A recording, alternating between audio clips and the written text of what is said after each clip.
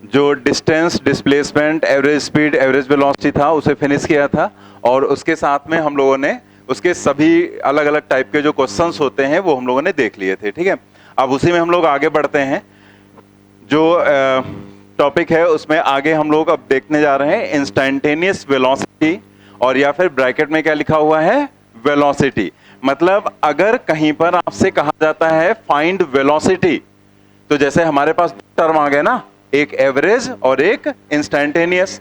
तो सिर्फ कहा गया वेलोसिटी, तो उसका मतलब आप एवरेज निकालेंगे इंस्टेंटेनियस, इंस्टेंटेनियस, क्योंकि इंस्टेंटेनियस वेलोसिटी को ही हम सिर्फ क्या कहेंगे, वेलोसिटी। ऐसे ही इंस्टेंटेनियस स्पीड, मतलब उसे हम सिर्फ स्पीड बोलेंगे। तो अगर किसी क्वेश्चन में आपसे सिर्फ स्पीड या सिर्फ वेलोसिटी कहा जाता है तो उसका मतलब होता है इंस्टेंटेनियस से। एवरेज कभी भी कुछ भी निकालना होगा तो मेंशन होगा, और ये सिर्फ यहां के लिए नहीं, सब कहीं के लिए। जैसे मान लिया हम एंगुलर वेलोसिटीज पढ़ रहे हैं, ठीक है, सर्कुलर मोशन में, तो अगर उसने एंगुलर वेलोसिटी कहा तो इंस्टेंटेनियस निकालेंगे, अगर उसने कहा एवरेज तो आप एवरेज निकालेंगे। अगर हम वर्क एनर्जी पावर पढ़ रहे हैं तो आपसे कहा गया पावर कैलकुलेट करिए, तो सिर्फ पावर कहा गया है तो इसका मतलब इंस्टेंटेनियस निकालेंगे, एवरेज नहीं। एवरेज तभी निकालेंगे जब एवरेज कहा जाएगा आपसे। ठीक है, तो ये चीज हम लोग को ध्यान रखनी है। तो इंस्टेंटेनियस वेलोसिटी या उसको हम सिर्फ कहेंगे वेलोसिटी, और इसी तरह से इंस्टेंटेनियस स्पीड या उसको हम सिर्फ कह देंगे स्पीड। तो यही हमें यहां पर समझना है। ठीक है, जैसे एक जगह पर कहीं पेज देखते हैं, वहां पे समझा देते हैं आपको, पहले थोड़ा सा हम लोग समझ लें फिर देखते हैं वहां पर क्या लिखा हुआ है। तो हम लोग यहाँ पर इंस्टेंटेनियस स्पीड या इंस्टेंटेनियस वेलोसिटी देखने वाले हैं।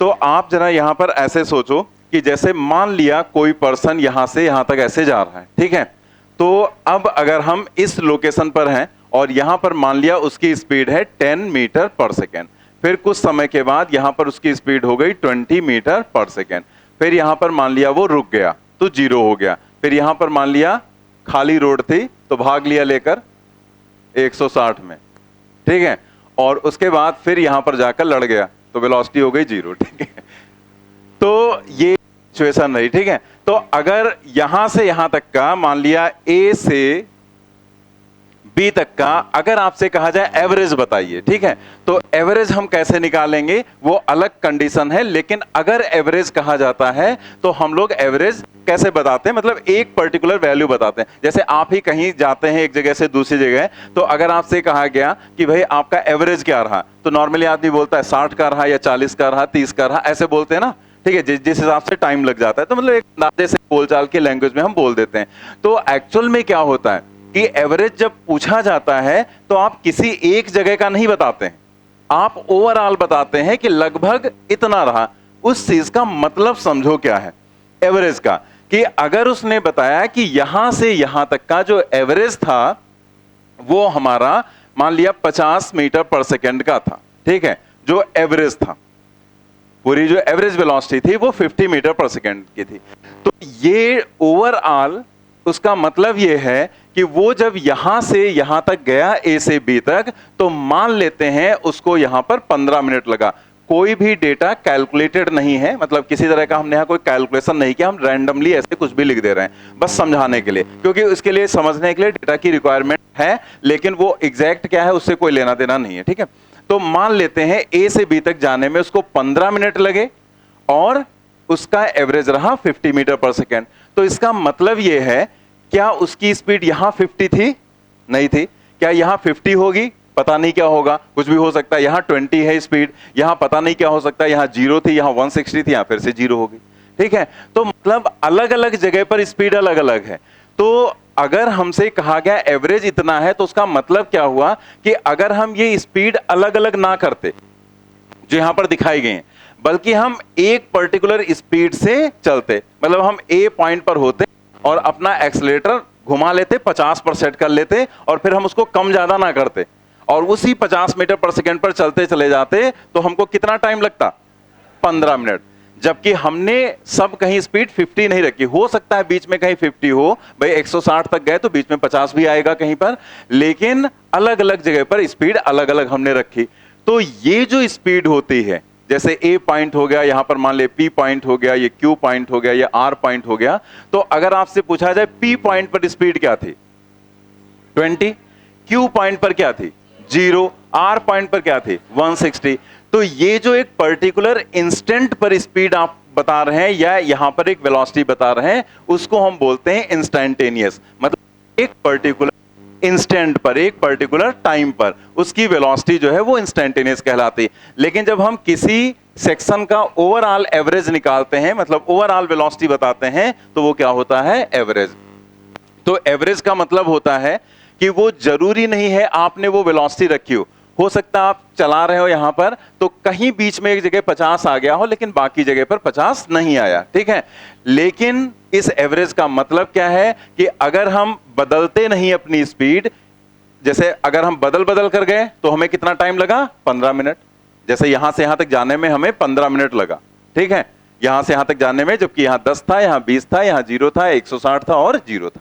बात समझ में आई कि हमारी स्पीड अलग अलग थी और हमें ए से बी तक जाने में टाइम कितना लगा 15 मिनट। तो अगर ओवरऑल एवरेज इसका हमने निकाला वो 50 है, तो इस एवरेज का मतलब है कि आप स्पीड्स अगर बदलते नहीं बल्कि आप कांस्टेंट स्पीड 50 मीटर पर सेकंड रखते तो भी आप ए से बी तक कितने समय में पहुंचते 15 मिनट में। तो समझ में आ गया कि एवरेज का मतलब क्या है और इंस्टेंटेनियस का मतलब है।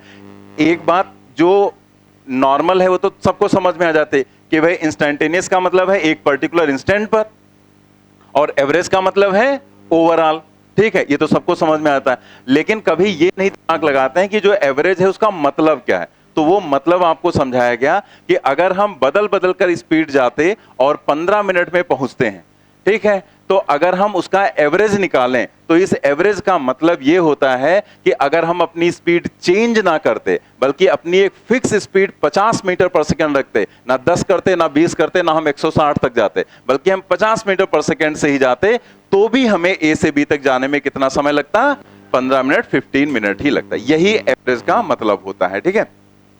तो क्लियर हो गई बात। बस चलिए हम लोग वापस आ जाते हैं फिर उसी जगह पर। तो यहां पर देखिए क्या लिखा हुआ है, instantaneous velocity that is velocity at a particular instant is defined as. तो एक पर्टिकुलर इंस्टेंट पर वेलोसिटी को हम कैसे डिफाइन करते हैं, तो जस्ट आप बस इस बॉक्स में लिख लेंगे v is equal to ds divided by dt, ds divided by dt, v is equal to ds divided by dt।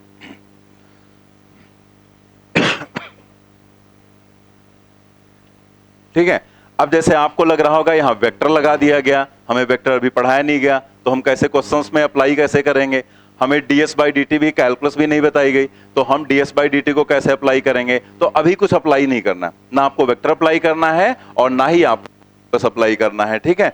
Just हम क्या समझ रहे हैं, हम सिर्फ डेफिनेशन समझ रहे हैं, ठीक है, मतलब उसकी जो परिभाषा है, जो डेफिनेशन है, हम सिर्फ उस पर फोकस कर रहे हैं। ये कैलकुलेशन कैसे होगा, वेक्टर कैसे यूज होगा, चूंकि जो वेलोसिटी है वो वेक्टर क्वांटिटी है, डिस्प्लेसमेंट भी वेक्टर क्वांटिटी है, तो हम लोग वेक्टर उस पर लगा देंगे क्योंकि हम प्रॉपर डेफिनेशन समझ रहे हैं। लेकिन इस डेफिनेशन का यूज कैसे करना है वो हम आगे सीखेंगे। जैसे ds बाई dt क्या होता है तो हम कैलकुलस पढ़ाएंगे ना पहले, तब हम उसके क्वेश्चंस कराएंगे, ऐसे नहीं कराएंगे अभी आपको।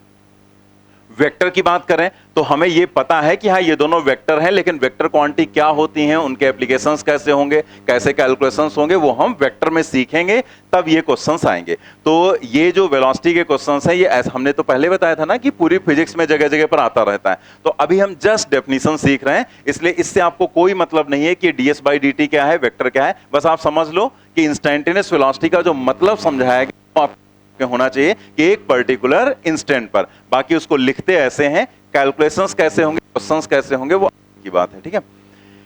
It is the rate of change of position with respect to time, उसी चीज को लिख दिया गया, ठीक है, डिफाइंड एज, और यहां पर ब्रैकेट में आगे ये चीज लिख दी गई है, it is the rate of change of position with respect to time. किसको, वेलोसिटी को कहा गया, इंस्टैन्टेनियस वेलोसिटी को। आगे क्या लिखा गया, magnitude of instantaneous velocity is called instantaneous speed. मतलब जो इंस्टैन्टेनियस वेलोसिटी का मैग्नीट्यूड होगा उसी को हम क्या कहेंगे, इंस्टैन्टेनियस स्पीड। तो हम यहां पर पहले ही समझ चुके हैं कि हम ये वाला टर्म लिखें या ना लिखें। ऊपर देखो, इंस्टैन्टेनियस वेलोसिटी या सिंपली वेलोसिटी, इंस्टैन्टेनियस स्पीड या फिर सिंपली स्पीड। तो दैट मींस हम यहां पर क्या लिख सकते हैं, दैट इज स्पीड, इस बॉक्स में speed is the magnitude of velocity. Speed is the magnitude of velocity. एक पॉइंट यहां पर देखते हैं, जैसे मान लिया कहीं पर हमने ऐसे लिख दिया, यहां पर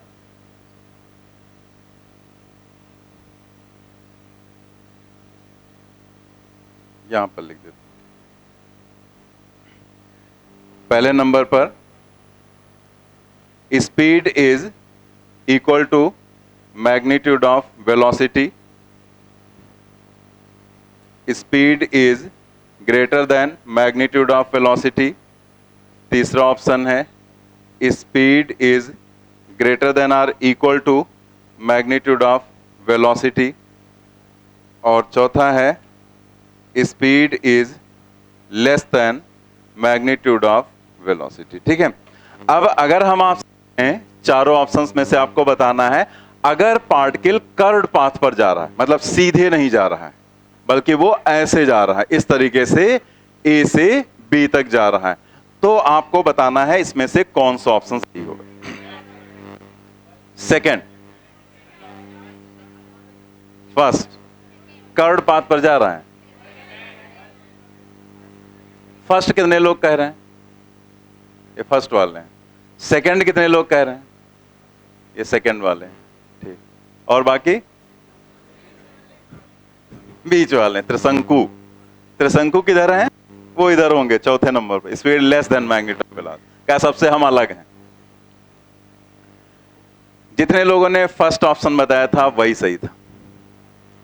अब यही आपको ध्यान देना था, आगे क्या लिखा हुआ है, नकल भी नहीं कर पाते हो, क्योंकि नकल के लिए भी अकल की जरूरत पड़ती है, अकल लगाते नहीं। Speed is the magnitude of velocity साफ सुथरा तुम्हारे सामने लिख दिया गया था, तुमने लिख भी लिया।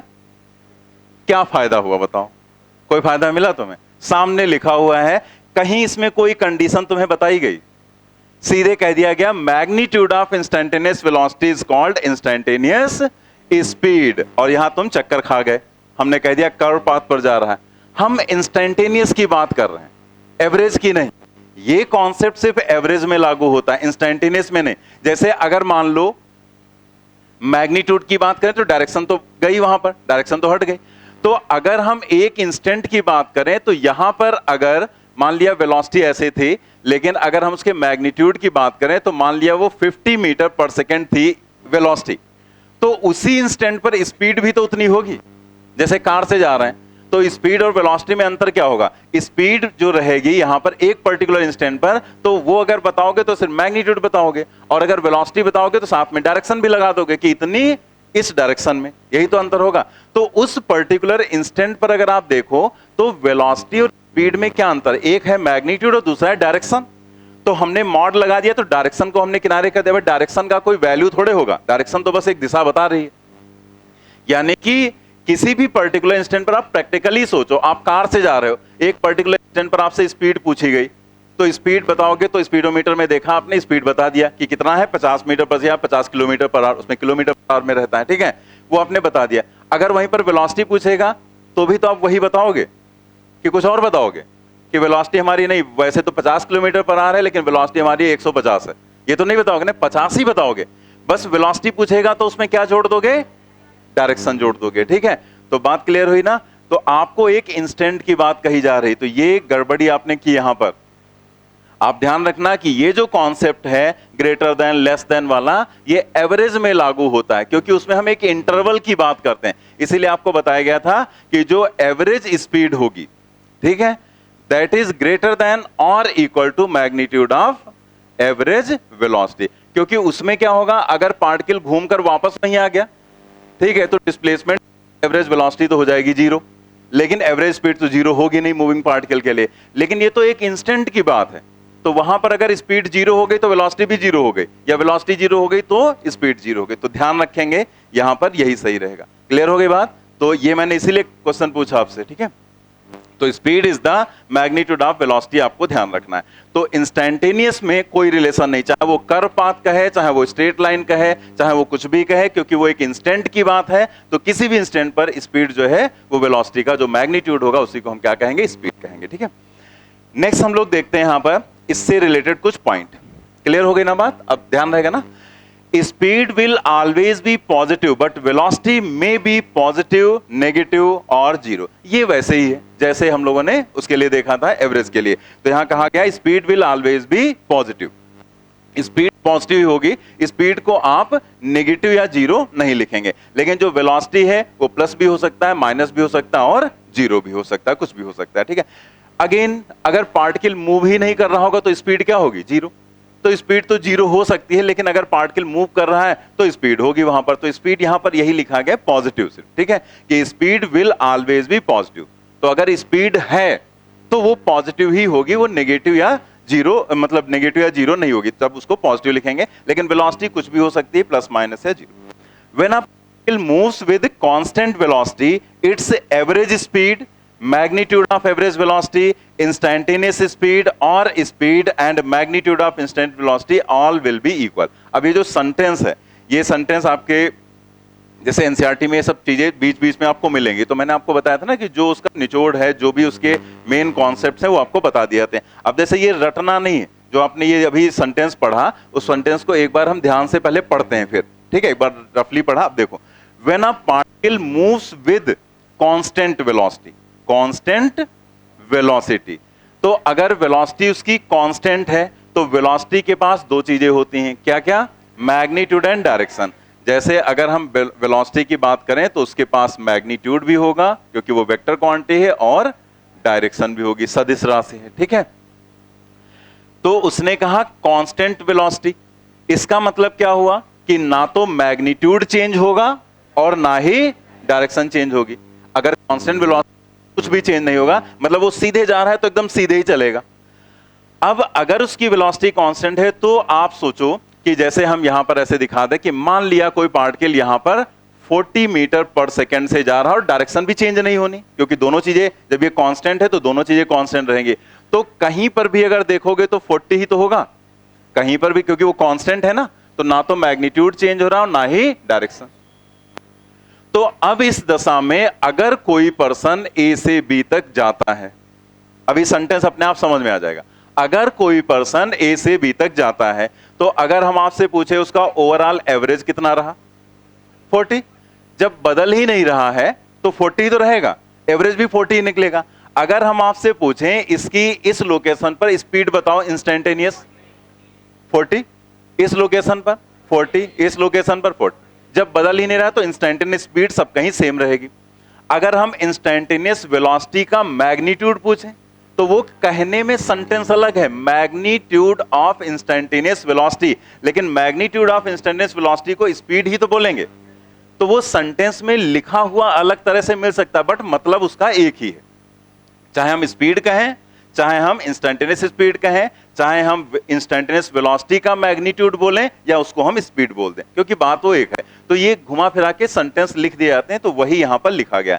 तो अगर हम आपसे कह रहे हैं कि यहां से यहां तक गया, उसका ओवरऑल एवरेज स्पीड क्या रहा, 40, एवरेज वेलोसिटी का मैग्नीट्यूड 40, बट डायरेक्शन तो चेंज नहीं रहे और मैग्नीट्यूड चेंज नहीं हो रहा है, तो इसका मतलब वो भी 40। इंस्टेंटेनियस स्पीड 40, इंस्टेंटेनियस वेलोसिटी का मैग्नीट्यूड अगेन, ये तो सारी चीजें सेम ही तो हैं। इसका मतलब क्या हुआ कि अगर कोई पार्टिकल एक कांस्टेंट वेलोसिटी से चलेगा तो ये सारी चीजें जो हम लोगों ने रहेंगी सेम रहेंगी। अब पढ़ लो sentence, when a particle moves with constant velocity, मतलब दोनों चीजें same, its average speed, magnitude of average velocity, instantaneous speed या उसको सिंपली स्पीड कह दें, and the magnitude of instantaneous velocity all will be equal, सब कुछ क्या, सब सेम रहेगा। ठीक है, तो आप एक बार सेंटेंस को, जैसे फिजिक्स में यही तो अच्छा ही है कि फिजिक्स में फॉर्मूले तो बहुत याद करने होते हैं, लेकिन कॉन्सेप्ट एक बार समझ में आ गया तो लाइन टू लाइन रटने वाली चीजें नहीं है। इसमें ऐसा नहीं है कोई बॉटनिकल नेम आ रहा है जो तुम्हें रटना है, ये सिर्फ एक बार हमने कॉन्सेप्ट समझ लिया, अब वो कहीं पर भी आएगा तो हम हिसाब किताब लगा लेंगे, ठीक है, हमारे दिमाग में समझा हुआ है तो हम समझ जाएंगे कि भाई अगर वेलोसिटी कांस्टेंट है तो मैग्नीट्यूड डायरेक्शन दोनों चीजें कांस्टेंट रहेंगी, पार्टिकल सीधे जा रहा है, उसका चाहे इंस्टेंटेनियस निकालें चाहे एवरेज निकालें सब कुछ सेम ही रहेगा, ठीक है। आगे बढ़ते हैं, तो समझ में आ गए सारे सेंटेंसेस।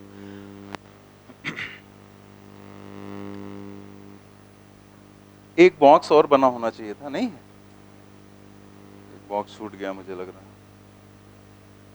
एक सेंटेंस तो खैर लिखा हुआ है, ये वाला जो यहां पर था, तो यहां पर इसी के नीचे लिखना था लेकिन अब वहां पे जगह ही नहीं होगी, फिर चलिए कहीं पर लिख लेंगे साइड में, क्योंकि एक बहुत इंपॉर्टेंट पॉइंट है। जैसे ये जो यहां पर पॉइंट लिखा गया है कांस्टेंट वेलोसिटी वाला, तो कहीं भी साइड में लिख लेंगे कि अगर कांस्टेंट वेलोसिटी है तो इस टाइप का जो मोशन होगा जो ये दिखाया गया है इसको हम बोलेंगे यूनिफॉर्म मोशन, ठीक है।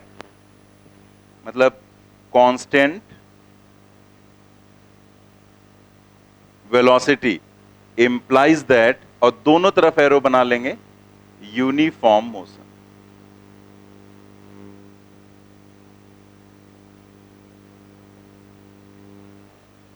नीचे जो हल्की सी जगह है वहां पर लिख सकते हैं, ठीक है, क्योंकि वहां कुछ ऐसा है नहीं, डायग्राम भी एक बनाना था, ऐसे लिख लेंगे। थोड़ी छोटी है ना बीच में, तो वहां पर कहीं भी लिख, साइड वाइड में ऊपर लिख लो कहीं, वो अलग से बस आपको याद रखना है, कोई जरूरी नहीं कि यहीं पर लिखें, बस आपको ये सेंटेंस याद रखना है। चाहे तो आप टॉप पर लिख लो, टॉप पर जगह रहती ना थोड़ी सी, वहां पर छूट गया, पता नहीं कैसे वो बॉक्स है।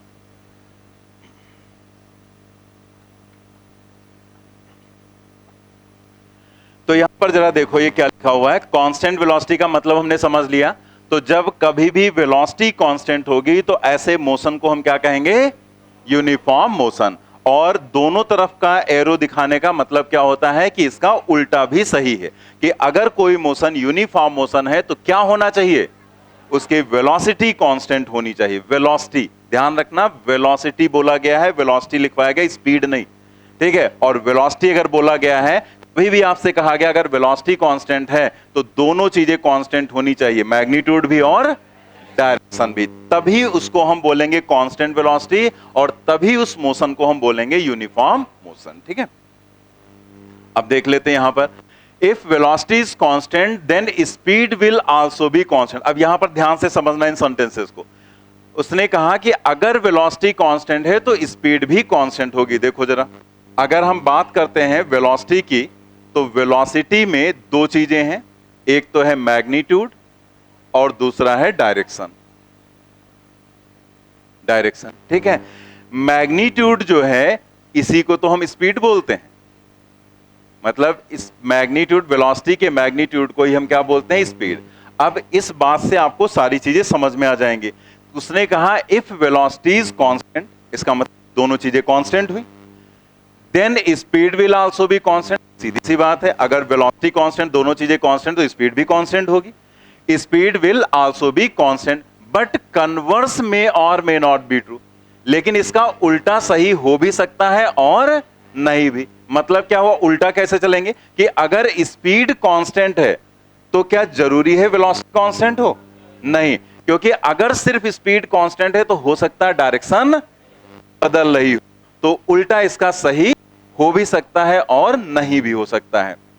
इसीलिए लिखा गया है बट कन्वर्स मे और may not be true. Converse इसका उल्टा सही हो भी सकता है और नहीं भी। अब इसे थोड़ा सा हम लोग समझ भी लेते हैं ऐसे, कब क्या होगा, in case of uniform motion. अभी क्या बताया गया, यूनिफॉर्म मोशन अगर है तो उसमें वेलोसिटी कांस्टेंट होगी, यानी कि दोनों चीजें कांस्टेंट होगी। In case of uniform motion velocity is constant, it implies that speed, अगर वेलोसिटी कांस्टेंट है तो ये क्या इंप्लाई करेगा, स्पीड जो कि मैग्नीट्यूड है वेलोसिटी का, speed is the magnitude of velocity is also constant, ठीक है। मतलब अगर वेलोसिटी कांस्टेंट है तो पार्टिकल सीधे सीधे जा रहा होगा। अब जैसे यहां पर मान लिया, यहां पर स्पीड उसकी 40 मीटर पर सेकेंड है, तो यहां पर भी उसकी स्पीड 40 मीटर पर सेकेंड है, यहां पर भी उसकी स्पीड 40 मीटर पर सेकेंड है। तो क्या हुआ कि सब कहीं स्पीड कांस्टेंट है, और चूंकि डायरेक्शन भी नहीं बदल रही इसलिए वो सीधे सीधे जा रहा है, इसलिए वेलोसिटी भी कांस्टेंट। तो वेलोसिटी अगर कांस्टेंट है तो स्पीड तो कांस्टेंट होगी ही होगी, ठीक है। तो वहां पर जो जगह छूटी उसमें ये चीज लिख भी लो और इसको बना भी लो, थोड़ा सा आपको ध्यान रहेगा।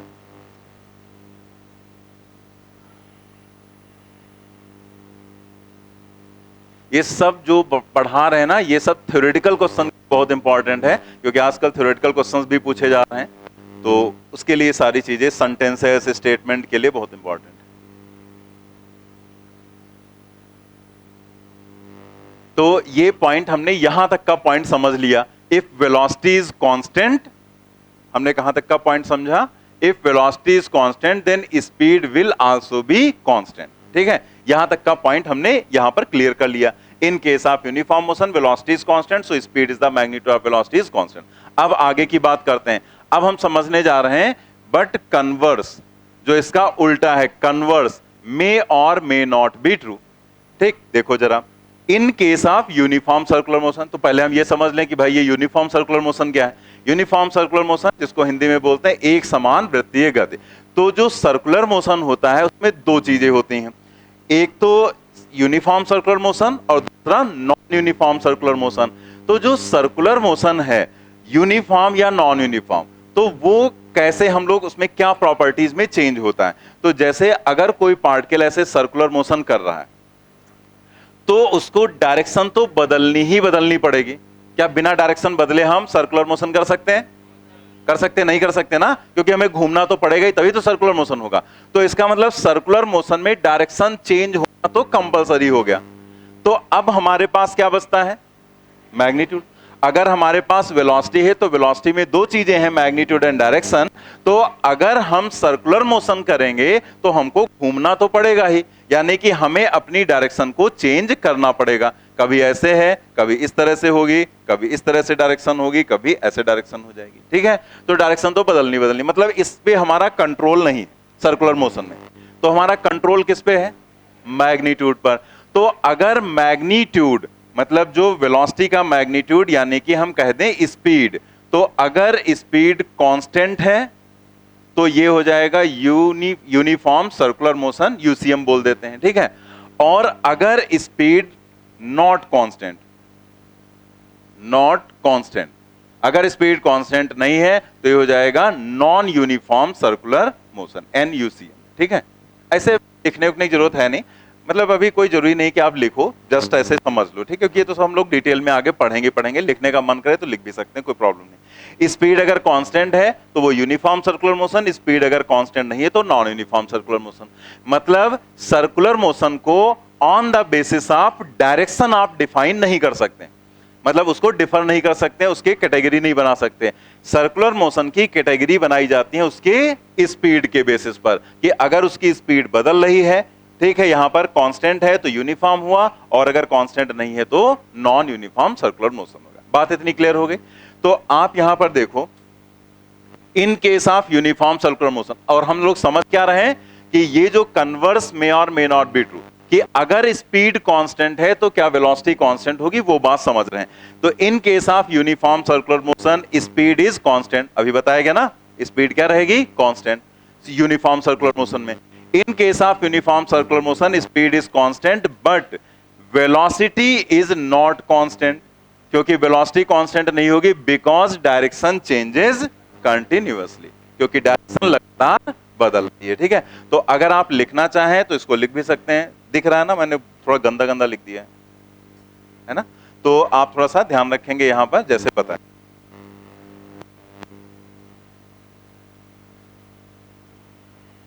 लेना, वरना पता लगा भूल ही गए। यूसीएम मतलब यूनिफॉर्म सर्कुलर मोशन, NUCM मतलब नॉन यूनिफॉर्म सर्कुलर मोशन। आप पूरा सेंटेंस लिख, इधर लिख दे रहा हूं, यूसीएम का मतलब है, वहीं पर लिख लेना उसी के आगे, यूनिफॉर्म सर्कुलर मोशन।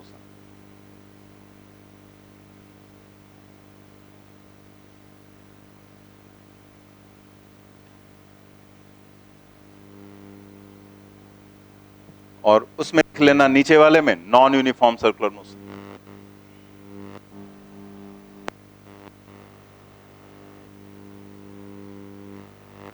तो क्लियर हो गया ना? स्पीड अगर कांस्टेंट है तो यूनिफॉर्म सर्कुलर मोशन, स्पीड अगर नहीं कांस्टेंट है, speed not constant, then non uniform circular motion.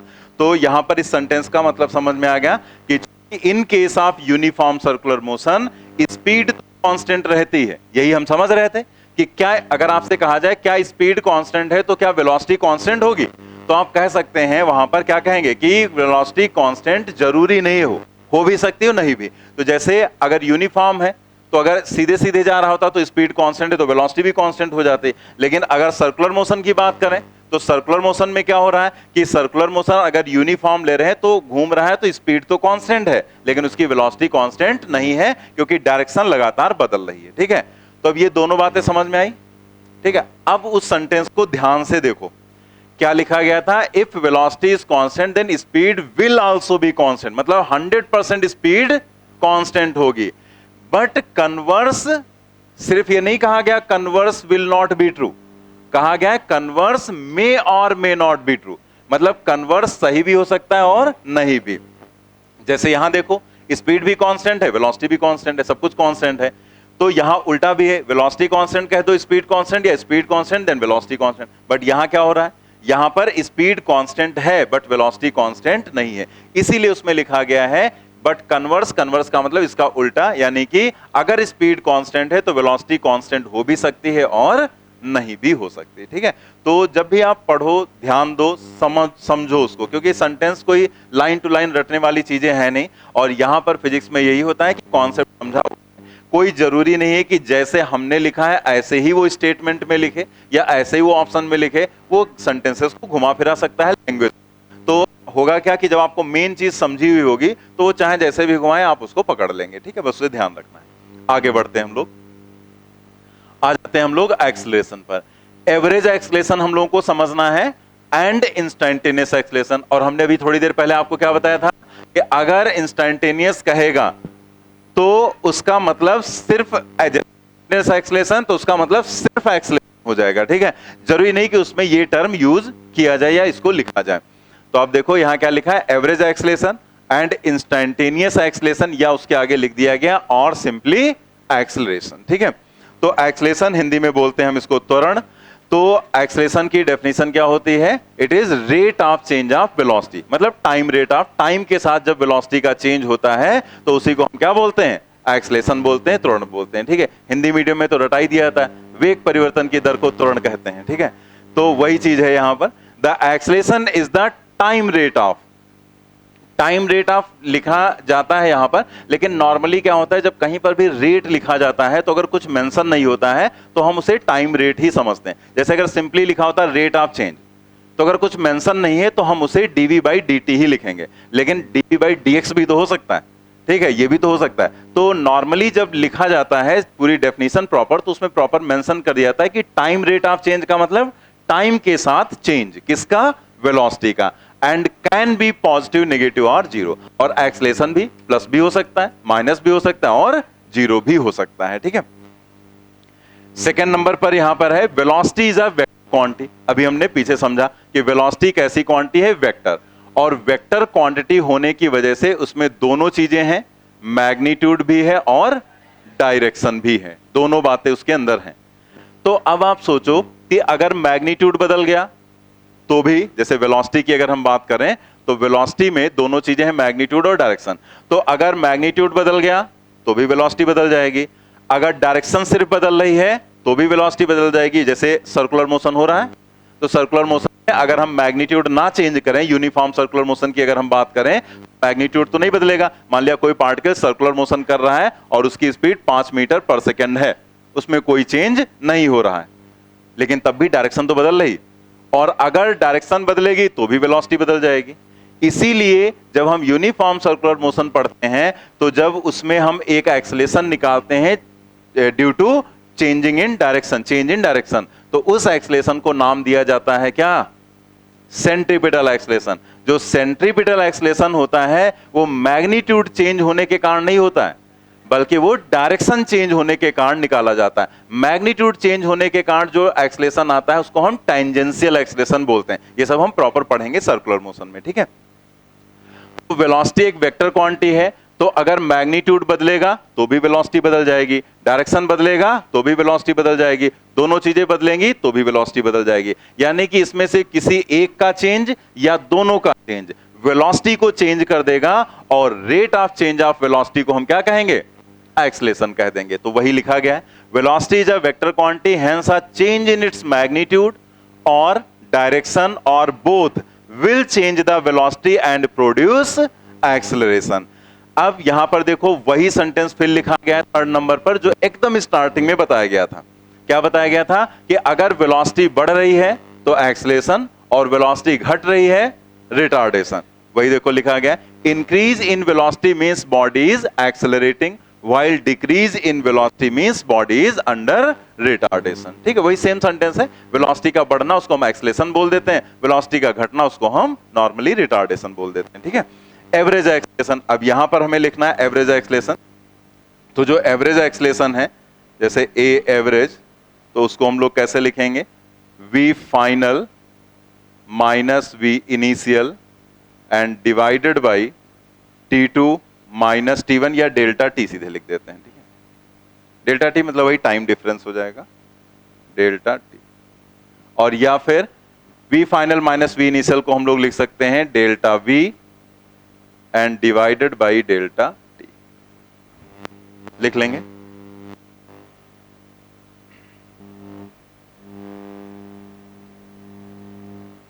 Delta we यहां पर क्या है, change in velocity in time interval delta T, in time interval delta T.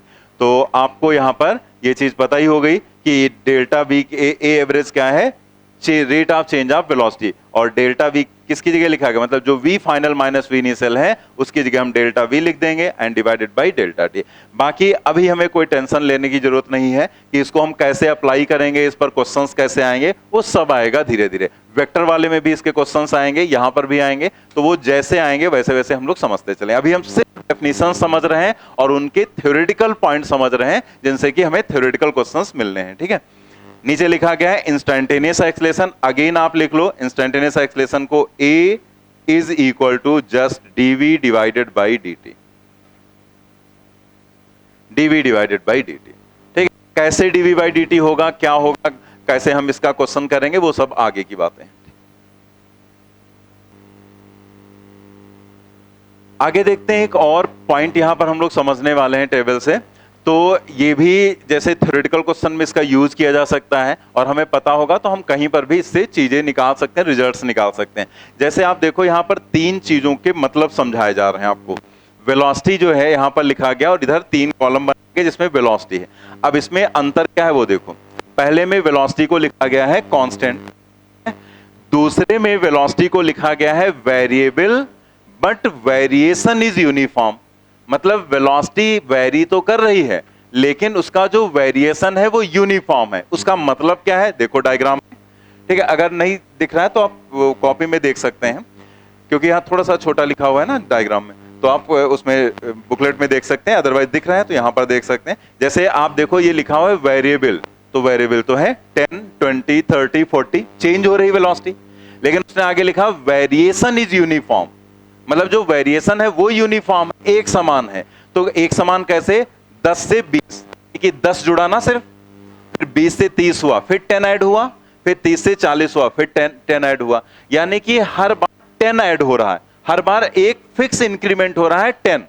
ठीक है, तो ये वेरिएबल तो है, लेकिन जो वेरिएशन है, जो वेरी कर रहे हैं क्वांटिटी, वो कांस्टेंट, यूनिफॉर्म, एक समान है, हर बार हम 10 मीटर पर सेकेंड उसमें ऐड कर रहे हैं। तीसरा देखो, variable but variation is non uniform. अब यहां भी वेरी कर रही, 10, 20, 40, 100 है, लेकिन आप देखो यहां पर क्या हुआ, नॉन यूनिफॉर्म। इसमें हर बार 10-10 जुड़ रहा था, लेकिन इसमें 10 से 10 ऐड किया तो 20 हो गया, फिर 20 के बाद 40 हो गया तो 20 ऐड हो गया, और फिर 40 के बाद सीधे क्या हो गया, 100, तो 60 ऐड हो गया।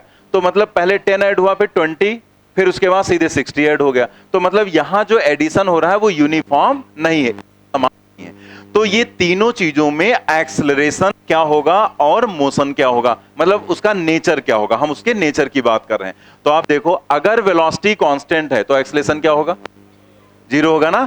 ये तो सभी को पता है कि एक्सेलरेशन यहां पर क्या हो जाएगा, जीरो। तो इसमें तो हो गया ये जीरो, क्योंकि एक्सेलरेशन वेलोसिटी का change he, rate of change he acceleration है। तो जब वेलोसिटी कांस्टेंट तो एक्सेलरेशन जीरो हो गया। और अगर एक्सेलरेशन जीरो है, वेलोसिटी कांस्टेंट है, तो ऐसे मोशन को हम क्या बोलते हैं, यूनिफॉर्म या नॉन यूनिफॉर्म, यूनिफॉर्म। तो हम इसे बोलेंगे uniform motion, uniform motion.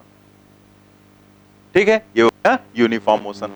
Next हम लोग देखते हैं, variable but variation is uniform. अब सब लोग कैलकुलेशन करो, जैसे अगर हम यहां पर पहले 2 सेकंड में देखें, 10 से 20 गए, टाइम लगा 2 सेकंड, तो एक्सलेशन कितना इस फॉर्मूले से निकालेंगे, V final minus V initial upon delta T, 5 होगा ना, 20 माइनस 10 अपॉन एक्सलेशन हो जाएगा 5। यानी कि यहां पर अगर हम बात करें तो a इज इक्वल टू आ गया 5। अगर हम 20 से 30 गए तो 30 minus 20 final minus initial, 30 minus 20 10 divided by 2, यानी कि अगेन यहां पर a इज इक्वल टू क्या है 5। 30 से 40 गए 10 फाइनल माइनस इनिशियल करेंगे, 40 माइनस 30 10 डिवाइडेड बाई 2 कितना 5। तो यानी कि यहां पर भी एक्सलेशन 5। क्या रिजल्ट निकलता है, एक्सलेशन कांस्टेंट है। यानी कि जब वेलोसिटी वेरी करेगी लेकिन वो वेरिएशन यूनिफॉर्म होगा तो उस कंडीशन में एक्सलेशन उसका कांस्टेंट रहेगा। तो यहां पर हम लोग लिखेंगे एक्सलेशन के नीचे कांस्टेंट। और अगर एक्सलेशन कांस्टेंट है तो मोशन कैसा, यूनिफॉर्म या नॉन यूनिफॉर्म, नॉन यूनिफॉर्म, क्योंकि एक्सलेशन कांस्टेंट होने से मोशन यूनिफॉर्म नहीं होगा, वेलोसिटी कांस्टेंट होने से मोशन यूनिफॉर्म होगा। अगर वेलोसिटी बदलने लगे, चाहे वो बढ़ रही हो चाहे वो घट रही हो, अगर वेलोसिटी में कोई भी चेंज है तो वो मोशन नॉन यूनिफॉर्म ही होगा। ठीक है, तो यहां पर क्या हो जाएगा, नॉन यूनिफॉर्म।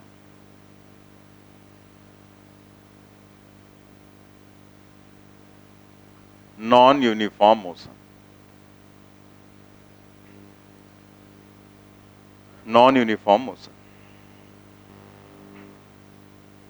ठीक है, इसी तरह से वेरिएबल वाले केस में देखो, अच्छा ये चीज आप उल्टा भी ध्यान दो कि जब एक्सलेशन कांस्टेंट होता है किसी भी मोशन का, जैसे आगे हम लोग पढ़ेंगे ना, तो कांस्टेंट एक्सलेशन, तो अगर एक्सलेशन कांस्टेंट होगा तो वेलोसिटी का वेरिएशन हमेशा होगा यूनिफॉर्म, मतलब एक फिक्स अमाउंट ही उसमें जुड़ता चला जाता है। लेकिन अगर यहां पर वेरिएबल है वेलोसिटी, तब जरा देखते हैं एक्सलेशन का नेचर क्या होगा। तो यहां पर देखो, यहां वैसे फिर निकालेंगे हम 20 माइनस 10, ये फॉर्मूला दिमाग में रखो, final minus initial upon time interval. तो 20 माइनस 10 10 हुआ डिवाइडेड बाई 2, तो यहां पर a की वैल्यू कितनी आई 5 आई। ठीक है, यहां पर अगर देखो तो 40 माइनस 20 20 आएगा और डिवाइडेड बाई 2 करेंगे 10, यानी कि यहां पर एक्सलेशन आएगा 10। यहां पर 100 माइनस 40 60 डिवाइडेड बाई 2 30, यानी कि एक्सलेशन आएगा यहां पर कितना 30। ठीक है, कि जो एक्सलेशन है वो कैसा दिख रहा है आपको, कांस्टेंट या वेरिएबल, वेरिएबल एक्सलेशन। यानी कि अगर वेलोसिटी वेरिएबल है लेकिन वो वेरिएशन यूनिफॉर्म है तो एक्सलेशन कांस्टेंट होगा, लेकिन वेरिएशन अगर नॉन यूनिफॉर्म है, बदल रहा है एक्सलेशन, तो वेलोसिटी जो ये वेलोसिटी अगर नॉन यूनिफॉर्म वेरिएशन हो रही है उसमें, तो वहां पर क्या होगा, एक्सलेशन भी कांस्टेंट नहीं होगा। तो यहां पर लिख लेंगे नॉट कांस्टेंट। ठीक है, मतलब इस केस में जो एक्सलेशन हो जाएगा वो कांस्टेंट नहीं रहेगा, तो उसके आगे लिखेंगे एक्सलेशन के आगे वेरिएबल। ठीक है, नॉट कांस्टेंट मतलब वेरिएबल हो जाएगा। और यहां पर मोशन अगेन वही हो जाएगा, नॉन यूनिफॉर्म।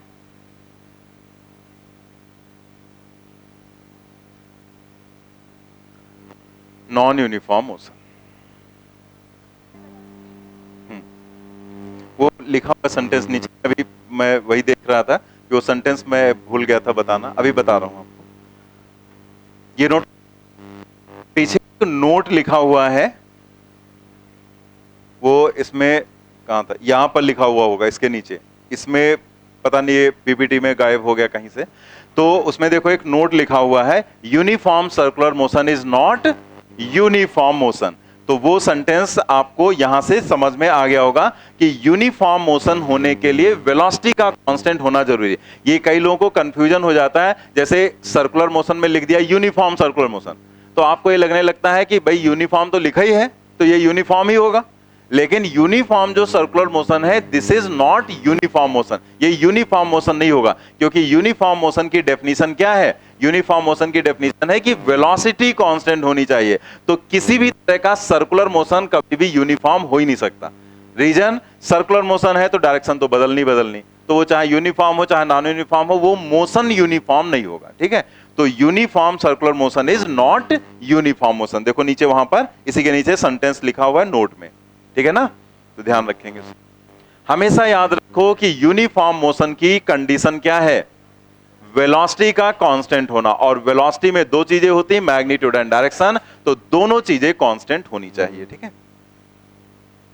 चलिए, तो ये हो गया ना। अब हम लोग आगे देखते हैं। तो यहां पर हम लोगों ने समझा क्या कि अगर एक्सलेशन 0 है तो उसका मतलब वेलोसिटी कांस्टेंट, एक्सलेशन अगर कांस्टेंट है तो उसका मतलब वेलोसिटी वेरी करेगी बट वेरिएशन उसका यूनिफॉर्म होगा। अगर एक्सलेशन वेरिएबल है तो उसका मतलब वेलोसिटी भी वेरी करेगी लेकिन उसका वेरिएशन भी यूनिफॉर्म नहीं होगा, दैट इज नॉट यूनिफॉर्म या नॉन यूनिफॉर्म होगा। तो आप जैसे आप लोग करते क्या है कि आप सोचते हैं कि जैसे दिया गया ऐसे पूछ लिया जाएगा, लेकिन चीजें इधर से इधर भी पूछी जा सकती है, उल्टा भी तो पूछा जा सकता है। उसने कह दिया कि एक्सलेशन अगर वेरिएबल है तो उसका क्या मतलब है, ठीक है, वेरिएबल एक्सलेशन इंप्लाइज दैट, और नीचे चार ऑप्शंस बना दिए गए। तो अब उसमें पता लगा वेरिएबल एक्सलेशन में एक में तो उसने यही लिख दिया वेलोसिटी कांस्टेंट, एक में लिख दिया velocity variable but variation is uniform, एक में लिख दिया velocity is variable but variation is non uniform, एक में कुछ और लिख दिया उसने। तो बन गए ना चार ऑप्शन। तो उल्टा बना दिया हमने क्वेश्चन, इधर की बजाय हमने उल्टा बना दिया क्वेश्चन। तो स्टेटमेंट्स के लिए और थ्योरेटिकल क्वेश्चन के लिए हमें प्रिपेयर रहना है, ठीक है। आगे बढ़ते हैं हम लोग।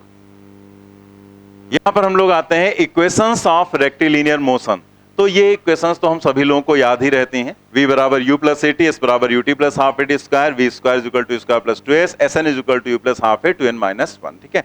तो ये चार इक्वेशंस मेन होती हैं और इन्हीं इक्वेशंस का ज्यादातर यूज होता है यहां पर और मोशन अंडर ग्रेविटी में, और पूरी फिजिक्स में भी बहुत ज्यादा इनका यूज रहता है, ठीक है।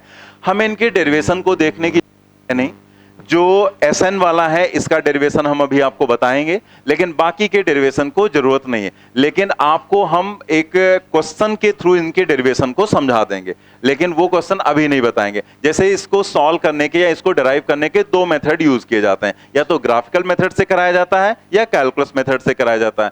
तो हम लोग जस्ट देखना ही तो है हमें कि ये कहां से आया। तो हम जब कैलकुलस पढ़ाएंगे तो उसमें मैंने क्वेश्चन डाल रखा है, तो वहां पर हम आपको इसका डेरिवेशन बता देंगे कि कैसे डिराइव किया जाता है, और क्वेश्चन भी सीख लेंगे। तो जब हम एक बार वहां बता देंगे तो आपको खुद ही समझ में आ जाएगा कि ये क्वेश्चन हमें, या इनका डेरिवेशन आप खुद ही अपने आप कर लेंगे, ठीक है। इनके जो सिंबल्स हैं, तो जैसे एनसीईआरटी में अगर आप देखेंगे तो थोड़ा सिंबल्स डिफरेंट भी दिए गए हैं।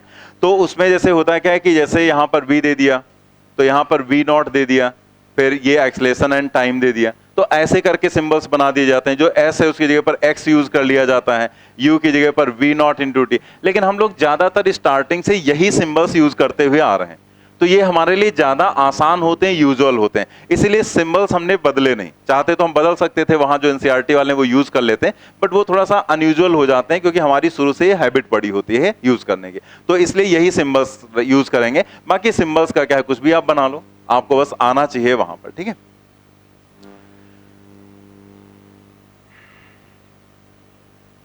अच्छा, ये यू लिख, उसमें भी है, यहीं पे गड़बड़, बाकी सही है ना। u plus A T, U T plus half A T square, we square equal to square plus two S, S N U plus half A two N minus one, ठीक है। तो ये हो गया। अच्छा, जैसे हम एक क्वेश्चन आपको दे रहे हैं और उस क्वेश्चन को सिर्फ आपको करना है, ठीक है, मतलब कुछ बोलना नहीं है। अगर आप कर पाते हैं तो ठीक है, नहीं कर पाते हैं तो कोई प्रॉब्लम नहीं है, लेकिन बस आपको कुछ बोलना नहीं है। जब हम पूछेंगे इसका आंसर बताओ, तो आंसर सिर्फ बताना है, बाकी कोई बकवास नहीं करनी, ठीक है। कर सकते हैं तो ठीक है, नहीं कर सकते हैं तो कोई प्रॉब्लम नहीं। जैसे हमने आपको यहां पर दिया u जो है, u is equal to 3 metre per second, ऐसे रफ पे ऐसे कहीं साइड में कर लेंगे, u 3 मीटर पर सेकेंड, और जो एक्सलेशन है वो 2t मीटर पर सेकेंड आपको दे दिया, मीटर पर सेकेंड स्क्वायर, और टाइम 2 सेकेंड दिया गया है। मतलब 2 सेकेंड के बाद आपको वेलोसिटी बतानी है क्या हो। तो अगर आपको आता है करना तो आप कर सकते हैं, अगर आप कर पा रहे हैं तो कर लो, ठीक है, नहीं कर पा रहे हैं कोई बात नहीं, बस आंसर ही बताना है आपको क्या है।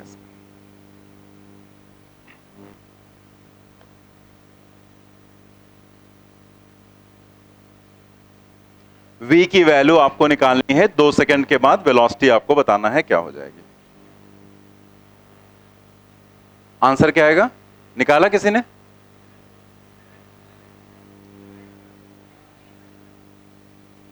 मीटर पर सेकेंड कुछ लोग आया, और 7 मीटर पर सेकेंड, और किसी का कुछ आया हो?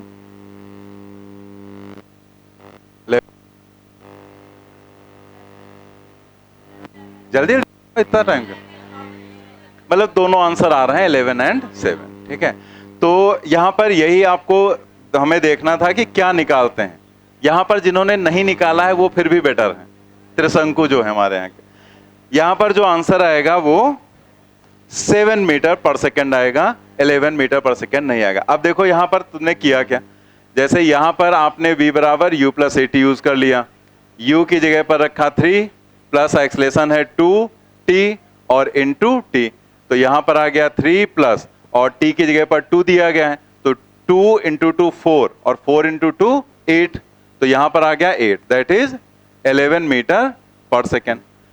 और कुछ लोगों ने यहां पर 7 मीटर पर सेकेंड निकाला है, तो 7 कैसे निकाला? 7 कैसे निकाला था? इंटीग्रेशन करके। कि ऐसा तो नहीं था कि ये वाला 2 भूल गए थे, 2 दूना 4 प्लस 3 7 आ गया, क्योंकि आंसर यही सही है ठीक है। हाँ, तो अगर भूल गए थे तो तुम भी बेकार ही हो। ये इंटीग्रेशन से लगना था क्वेश्चन, इस क्वेश्चन में आपको इक्वेशंस ऑफ मोशन नहीं लगानी थी बस, ठीक है। तो इसीलिए हमने आपसे कहा था कि अगर कर सकते हैं तो कर लो, नहीं कर पाते हैं तो कोई बात नहीं, हमने ही बोला था ना। इसीलिए बोला था क्योंकि अभी हमने कैलकुलस तुम्हें पढ़ाया नहीं था। हम सिर्फ ये देखना चाह रहे थे कि आप इन इक्वेशंस का यूज 9th-10th लेवल से करते हुए आ रहे हैं, लेकिन जो इसका मेन पॉइंट है, क्या कभी उस पर ध्यान दिया आपने? आपने उस पर ध्यान नहीं दिया, क्योंकि आप यहां पर 11 मीटर पर सेकेंड निकाल रहे हैं। ये इक्वेशंस सिर्फ और सिर्फ तब यूज होती हैं जब एक्सेलरेशन कांस्टेंट होता है, लेकिन यहां पर जो एक्सेलरेशन है वो कांस्टेंट नहीं था। इसीलिए एग्जाम में जब आप क्वेश्चन सही करते हैं तो वो +4 देता है, और जब गलत करते हैं तो माइनस क्यों देता है? क्योंकि वो ये जान रहा है कि जब तुमने क्वेश्चन गलत किया तो उसका मतलब होता है कि जो तुम कर रहे हो तुमको वो भी नहीं आता, और जो पूछा गया तुमको वो तो पहले से नहीं आ रहा था। तो इसीलिए तुमको सजा दी जाती कि तुमने जो किया है, जैसे अब यहां पर है, तो ये जो आपने निकाला भी 11, तो इसका मतलब क्या हुआ? इसका मतलब ये हुआ कि तुमसे जो पूछा गया तुमको वो भी नहीं आ रहा है, और जो तुम यूज कर रहे हो उसके बारे में भी तुमको नहीं पूरा नॉलेज है। समझ गए ना?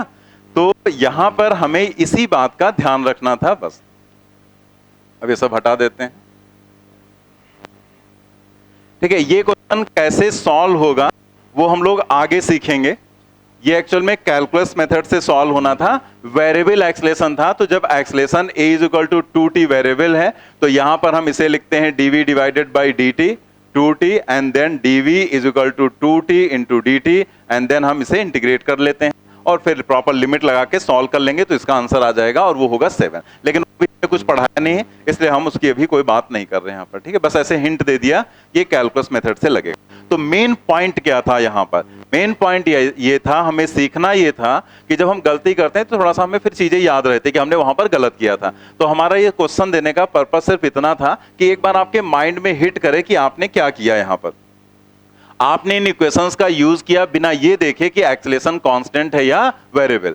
तो अगर एक्सेलरेशन वेरिएबल है तो इन इक्वेशंस का यूज बिल्कुल नहीं करना है कभी भी। तो यहां जो एक्सेलरेशन लिखा हुआ है इसके आगे रेड पेन से लिख लो मोटा मोटा, कांस्टेंट। अपने पास ना हो, पड़ोसी का छीन सकते हैं आप, कांस्टेंट, ठीक है। तो ए एक्सेलरेशन जो है उसके आगे लिखेंगे कांस्टेंट।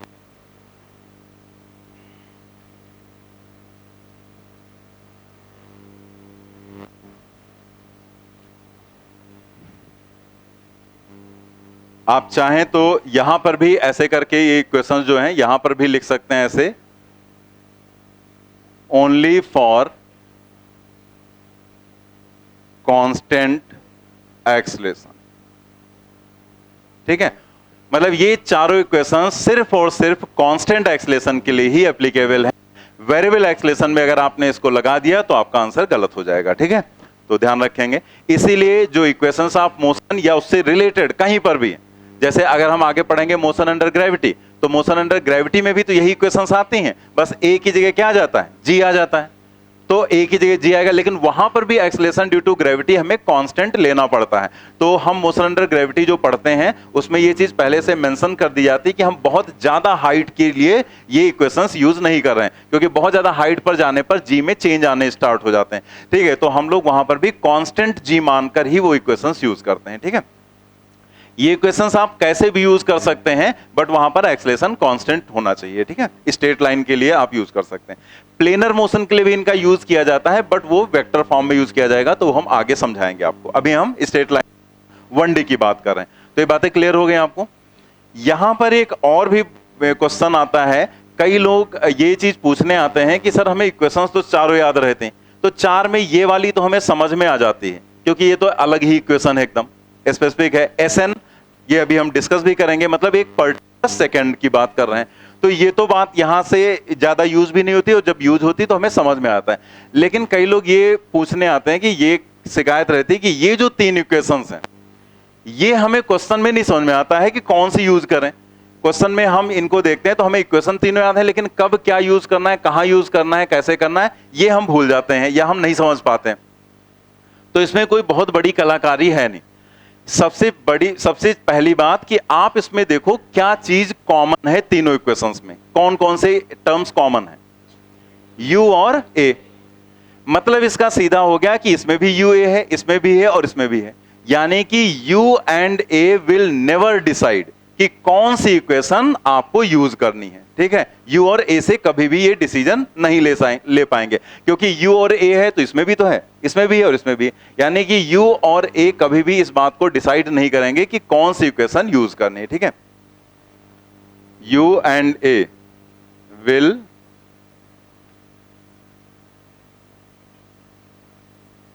आधा हिंदी में लिख देते हैं कि कौन सी, कोई कॉन्सेप्ट नहीं लिख रहे हैं, कि कौन सी इक्वेशन यूज करनी है, ठीक है। u और a जो है ये कभी भी डिसाइड नहीं करेंगे कि कौन सी इक्वेशन आपको यूज करनी है, ठीक है। अब उसके अलावा क्या बचा, उसके अलावा अगर आप देखें तो इस पहली इक्वेशन में अगर आप ध्यान दो तो जो पहली इक्वेशन है उसमें यहां पर u और a अगर छोड़ दें तो क्या है, v एंड t है। दूसरी इक्वेशन की अगर हम बात करें तो s एंड t है, और अगर हम तीसरी इक्वेशन की बात, ठीक है, तो सीधी सी बात हो गई कि अगर v और t में से कुछ भी अननोन है, कुछ भी दिया गया है, तो आप पहली इक्वेशन यूज कर लो। अगर आपको s और t का रिलेशन चाहिए या दिया गया है या कुछ अननोन है तो आप सेकंड यूज कर लो, और अगर v और s की बात कर रहे हैं तो आप थर्ड वाली इक्वेशन यूज कर लो, ठीक है। बस यही सीधा सा कॉन्सेप्ट होता है। मतलब अगर उसने टाइम दे दिया तो समझ जाओ कि हमें पहली दूसरी में से कोई यूज करना है, क्योंकि दोनों में टाइम आ रहा है ना, इसमें तो टाइम आ नहीं रहा है। और अगर उसने टाइम नहीं दिया और ना ही पूछा है, ना हमें यूज करना है, तो हम सीधे थर्ड इक्वेशन पर आ जाएं। तो बस यही तरीका होता है सोचने का कि u और a के बेसिस पर नहीं सोचना है। हमें अगर v और t मिल गया तो हम पहली इक्वेशन यूज करेंगे, s और t तो सेकंड, और v और s तो थर्ड इक्वेशन का यूज करके हमें काम करना है आगे, ठीक है। कभी कभी दो इक्वेशंस यूज करनी पड़ जाती हैं, यहां पर दो इक्वेशंस का कॉम्बिनेशन यूज करना पड़ता है, उसमें भी यही तरीका लगेगा। मान लिया दो स्टेप में कोई क्वेश्चन होना है, पता लगा पहले स्टेप से हमें v पता चल गया और दूसरे स्टेप से हमें s पता करना है, तो हम एक स्टेप में ये लगाएंगे, एक स्टेप में, लेकिन सोचने का तरीका वही रहेगा। तो जब हम एप्लीकेशन करेंगे तो क्लियर हो जाएगा हमें, ठीक है। क्लियर हो गई बात। ये लिखना चाहे तो ये लिख लें यहां पर, जैसे ये जो भी चीजें हमने लिखी हैं सब लिख लो, ऐसे इसी में इक्वेशंस में ऐसे लिख लो, पहले में v and t, s t and v s, और ये चीज तो आपको बताई दी हमने, u और a कभी भी डिसाइड नहीं करेंगे कि कौन सी इक्वेशन यूज करनी। आगे बढ़े। देखो इन तीन इक्वेशंस का जो डेरिवेशन है वो तो हम कैलकुलस के बेसिस पर आपको समझा देंगे जब कैलकुलस बेस्ड क्वेश्चंस कराएंगे, लेकिन जो ये चौथी इक्वेशन है इसका थोड़ा सा हमें डिस्कशन करना है। अभी हम इसको थोड़ा सा डिस्कस करेंगे कि ये क्या है। तो ये इक्वेशन हम लोग देख लेते हैं और इसका डेरिवेशन देख लेते हैं, ठीक है। और ये चीज ध्यान रखना, बाकी तो सब यूजुअल है। u इनिशियल वेलोसिटी है, v velocity after time t है, a एक्सेलरेशन, यही हमें समझना था कि कांस्टेंट है। और ये जरूर ध्यान रखना कि s डिस्टेंस नहीं है, क्या है, डिस्प्लेसमेंट होता है। मतलब इन इक्वेशंस में जो s है वो आपको हमेशा विस्थापन देगा, डिस्प्लेसमेंट देगा, डिस्टेंस नहीं। ये अलग बात है कि जब पार्टिकल स्ट्रेट चलेगा तो डिस्टेंस डिस्प्लेसमेंट दोनों बराबर होंगे, लेकिन अगर पार्टिकल टर्न कर गया तो डिस्टेंस निकालने का फिर अलग तरीका रहेगा। लेकिन इस इक्वेशन से हमें डायरेक्ट जो भी क्वांटिटी मिलेगी वो डिस्प्लेसमेंट ही होगी, विस्थापन, वो डिस्टेंस नहीं होगी। ठीक है, क्योंकि हमें पीछे पढ़ चुके हैं ना, डिस्टेंस ग्रेटर देन और इक्वल टू डिस्प्लेसमेंट। तो यहां से हमें डिस्प्लेसमेंट मिलेगा, डिस्टेंस नहीं। वो कैसे बराबर हो सकता है, क्या हो सकता है, वो कॉन्सेप्ट हम पीछे समझ चुके हैं, क्वेश्चंस में भी आएगा। ठीक है, चलिए आगे बढ़ते हैं हम लोग। Displacement of particle in nth second of its motion. अब ये जो इक्वेशन है Sn वाली, ये वाली इक्वेशन, इसी को हम लोग क्या बोलते हैं, क्या कहते हैं और इसका डेरिवेशन क्या है, वही हम लोग समझने वाले हैं।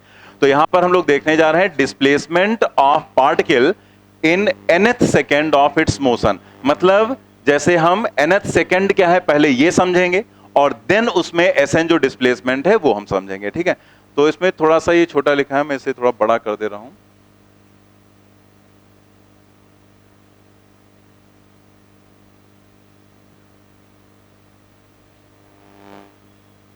अभी दिख रहा होगा ना?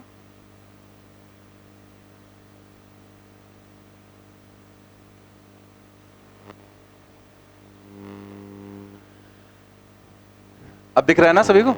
तो यहां पर अगर किसी को कोई भी प्रॉब्लम ना, बुकलेट में भी देख सकते हैं। वैसे तो यहां सब ये देखिए, बस ये दिखने में हो सकता है थोड़ा बहुत प्रॉब्लम हो सकती है।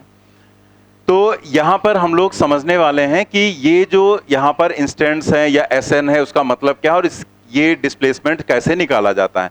तो आप देखो यहां पर स्टार्टिंग से, जैसे कोई पार्टिकल अगर यहां पर है और यहां से उसने चलना स्टार्ट किया तो उसकी इनिशियल वेलोसिटी u और एक्सेलरेशन है a के बराबर। अब उसने चलना स्टार्ट किया तो 1 सेकंड का टाइम बीता, मतलब यहां से चला और 1 सेकंड का ड्यूरेशन बीत गया तो वो पहुंच गया यहां पर।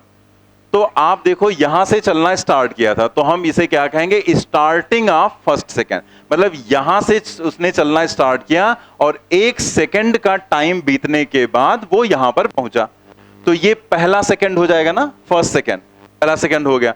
तो आप देखो यहां क्या लिखा हुआ है, स्टार्टिंग ऑफ फर्स्ट सेकंड, मतलब इस पहले सेकंड की शुरुआत हुई थी यहां से और अंत हुआ यहां पर। 1 सेकंड बीत गया तो पहले सेकंड का अंत हो गया। एंड ऑफ फर्स्ट सेकंड, और जहां पर इसका एंड होगा वहां से दूसरे सेकंड की शुरुआत हो जाएगी, स्टार्टिंग हो जाएगी।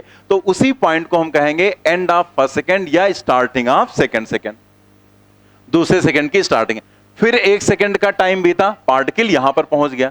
जब वो यहां पर पहुंचेगा तो ये जो सेकंड आया, ये दूसरा सेकंड स्टार्ट हुआ था तो यहां स्टार्टिंग थी सेकंड सेकंड की, तो यहां पर जाकर वो फिनिश हो गया। तो ये दूसरा सेकंड यहां पर हुआ और यहां पर एंड हो गया दूसरे सेकंड का। अब जहां दूसरा सेकंड खत्म होगा वहां से क्या स्टार्ट होगा, थर्ड वाला, तो ये स्टार्टिंग ऑफ थर्ड सेकंड भी हो जाएगा। और फिर 1 सेकंड का टाइम बीतेगा तो ये तीसरे सेकंड में चल रहे थे, 1 सेकंड का समय बीता, हमारा तीसरा सेकंड खत्म हो गया, तो एंड ऑफ थर्ड सेकंड, और वहां से स्टार्ट हो जाएगा कौन सा, फोर्थ सेकंड की स्टार्टिंग हो जाएगी। ऐसे ही हम चलते जाएंगे यहां पर। तो यहां पर ऐसे ही मान लिया पार्टिकल n सेकंड के लिए चल रहा है, टोटल n सेकंड के लिए, तो ये हो जाएगा एंड ऑफ nth सेकंड। यहां पर अगर पार्टिकल जाकर रुक जाता है तो हम इसे कहेंगे एंड ऑफ nth सेकंड, अगर वो n सेकंड के लिए ही चल रहा है तो जस्ट यहां पर आप देखो कि अगर यहां पर जो ये लोकेशन है, यहां पर तीसरे सेकंड का अंत हुआ है तो उसके 1 सेकंड पहले तीसरे सेकंड की स्टार्टिंग हुई थी, है ना। जैसे अगर आप देखो यहां पर एंड हुआ है थर्ड सेकंड का, तो उसकी स्टार्टिंग जो हुई थी वो जस्ट 1 सेकंड पहले हुई थी। अगर यहां पर एंड हुआ है सेकंड सेकंड का तो जस्ट 1 सेकंड पहले उसकी स्टार्टिंग हुई थी। तो वैसे ही हम यहां कह सकते हैं कि अगर ये एंड हुआ है nth सेकंड का तो जस्ट 1 सेकंड पहले इसकी स्टार्टिंग हुई थी, स्टार्टिंग ऑफ nth सेकंड। तो ये ड्यूरेशन हो गया 1 सेकंड का। जहां पर जो सेकंड खत्म हो रहा है उससे एक कम वाला वहां, मतलब जहां पर जो सेकंड स्टार्ट हो रहा है वहां पर उससे एक कम वाला सेकंड एंड हो रहा है। जैसे यहां 4 है तो यहां थर्ड का एंड हुआ, अगर यहां थर्ड है स्टार्ट हो रहा है तो सेकंड का अंत हुआ, यहां पर दूसरे सेकंड की स्टार्टिंग है तो पहले का अंत हुआ। तो उस बेसिस पर देखें तो यहां स्टार्टिंग हुई nth सेकंड की तो अंत किसका होगा, n-1 का होगा। सीधी सी बात है, एक कम कर दो बस। 4 है तो यहां 4 - 1, थर्ड है तो यहां 3 - 1, तो n है तो यहां n - 1, यानी कि यहां पर ये nth सेकंड की स्टार्टिंग हुई है, 1 सेकंड के बाद nth सेकंड का अंत हो गया।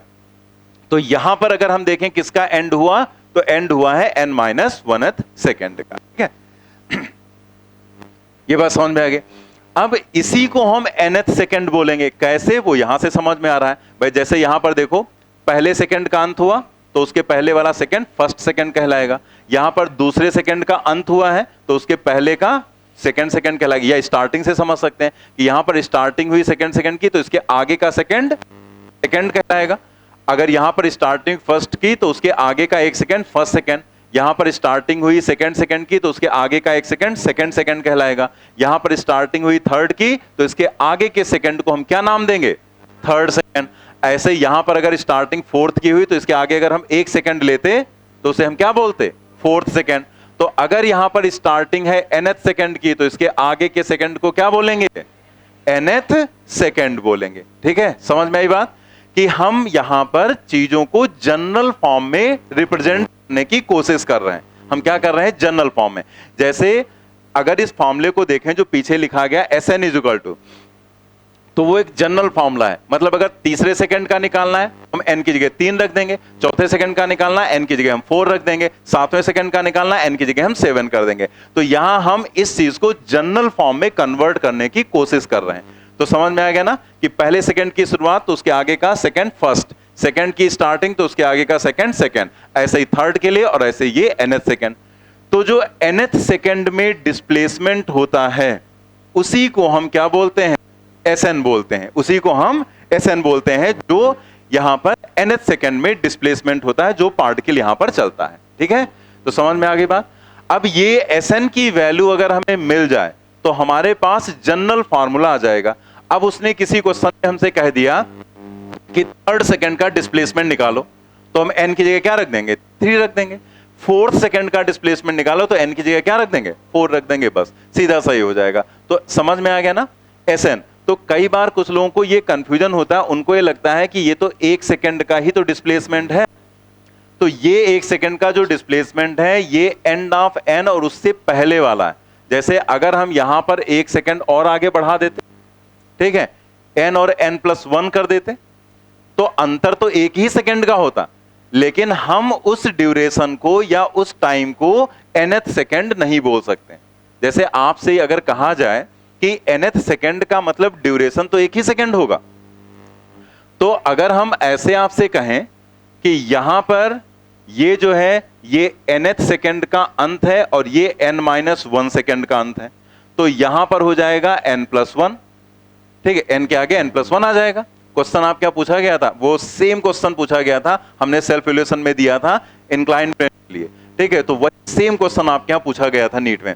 तो यहां पर देखो तो n-1 और n के बीच का डिफरेंस भी 1 सेकेंड और n और n+1 के बीच का भी डिफरेंस 1 सेकेंड। तो कोई अगर आपको फंसाना चाहे तो आपसे ये कह सकता है कि दोनों ही तो 1 सेकेंड है, तो हम इसको भी Sn बोल सकते हैं और इसको भी Sn बोल सकते हैं। क्या सही है, नहीं सही। अगर ये सही हो गया तो इस सेकंड सेकंड को चाहे आप सेकंड बोलो, चाहे थर्ड बोलो, चाहे फोर्थ बोलो, क्या सही होगा, नहीं सही होगा। इसको सेकंड ही बोलेंगे, इसको थर्ड ही बोलेंगे। तो Sn यही होगा, ये Sn+1 हो जाएगा। तो आपके यहां जो क्वेश्चन था वो इंक्लाइंड प्लेन के लिए था, वही सेम क्वेश्चन हमने दे रखा था। तो उसमें इन्हीं का रेशियो पूछा गया था, n+1 n-1 करके ऐसे दे। तो मैं क्वेश्चन मैंने दे रखा है तो हम बता देंगे आपको। ठीक है, तो ये जो यहां पर है कंडीशन समझ में आ गई। तो हम Sn सभी को नहीं बोल सकते। Sn का मतलब है n जहां से स्टार्टिंग हुई n सेकेंड की और एंड हुआ, यानी कि n-1 का जहां एंड हुआ है और जहां n का एंड हुआ, इन दोनों के बीच का जो ड्यूरेशन होगा उसी को हम बोलेंगे nth सेकेंड। ठीक है, तो ये बात क्लियर हो गया। अब इसमें जैसे कुछ और भी चीजें हैं, जैसे अगर आपको पता नहीं तो आपसे कहा गया भाई स्टार्टिंग आप थर्ड सेकेंड पे वेलोसिटी बताओ, तो हम स्टार्टिंग आप थर्ड सेकेंड बोल रहे हैं। अब हमें पता नहीं तो हम तो सोचेंगे भाई t=3 रखना है, लेकिन t=3 नहीं रखना है। अगर उसने कहा स्टार्टिंग ऑफ थर्ड सेकंड पर वेलोसिटी बताओ, तो इसका मतलब वो इस लोकेशन पर v पूछ रहा है। यही तो मतलब स्टार्टिंग ऑफ थर्ड सेकंड का मतलब यहां की वेलोसिटी बताने, तो यहां की वेलोसिटी का मतलब कितने सेकंड के बाद। तो अगर वो स्टार्टिंग ऑफ थर्ड कहता है तो आपको रखना है t इज इक्वल टू 2। लेकिन अगर वो एंड ऑफ थर्ड कहता तो वो यहां पर पूछता वेलोसिटी, तो अगर यहां पर वो वेलोसिटी पूछता तो यहां पर कहता वो एंड ऑफ थर्ड सेकेंड, तो इसका मतलब कितने समय के बाद, 3 सेकंड के बाद। तो जब ये डायग्राम समझ में आ गया तो आपको आराम से ये समझ में आ जाएगा, स्टार्टिंग पूछेगा तो क्या लिखना है और एंड पूछेगा तो क्या लिखना है। ठीक है, सब कुछ इसी में है, सारी चीजें इसी डायग्राम में है। ठीक है, तो ये जो है यहां पर बहुत ही आसान है, इसमें कुछ ऐसी बहुत बड़ी खास बात नहीं है। ये जैसे कभी भी आपको कोई कंफ्यूजन हो तो इसको एज अ फिजिक्स की तरीके से मत ट्रीट करो, इसको प्रैक्टिकली लो। ठीक है, कि प्रैक्टिकली जैसे जो चीजें होती हैं वही यहां पर बताई गई, कुछ हमने नई चीज थोड़े बता दी। जैसे जो हम लोग जब कॉलेज में होते हैं तो वहां पर पीरियड्स होते हैं। ठीक है, वैसे जैसे चलते हैं ना कि 40 मिनट का या 45 मिनट का पीरियड होता है। ठीक है, 45 मिनट का एक पीरियड होता है, 45 मिनट का, जिसमें हम 45 बार कम से कम घड़ी देखते हैं। तो ये जो पीरियड्स होते हैं 45-45 मिनट के होते हैं। तो हमारे जो पीरियड्स होते हैं तो वहां पर क्या होता है कि पहले फर्स्ट होगा कि पहले सेकंड शुरू हो जाएगा, पहले फर्स्ट होगा ना, फिर 45 मिनट के बाद खत्म होगा तो सेकंड स्टार्ट हो जाएगा, फिर 45 मिनट के बाद खत्म होगा थर्ड स्टार्ट हो जाएगा, फिर 45 मिनट के बाद फोर्थ, फिर वहां इंटरवल हो जाता है, वो इंटरवल यहां नहीं होगा। ठीक है, यहाँ इंटरवल मत कर देना बीच में, तो यहाँ इंटरवल नहीं होगा बस।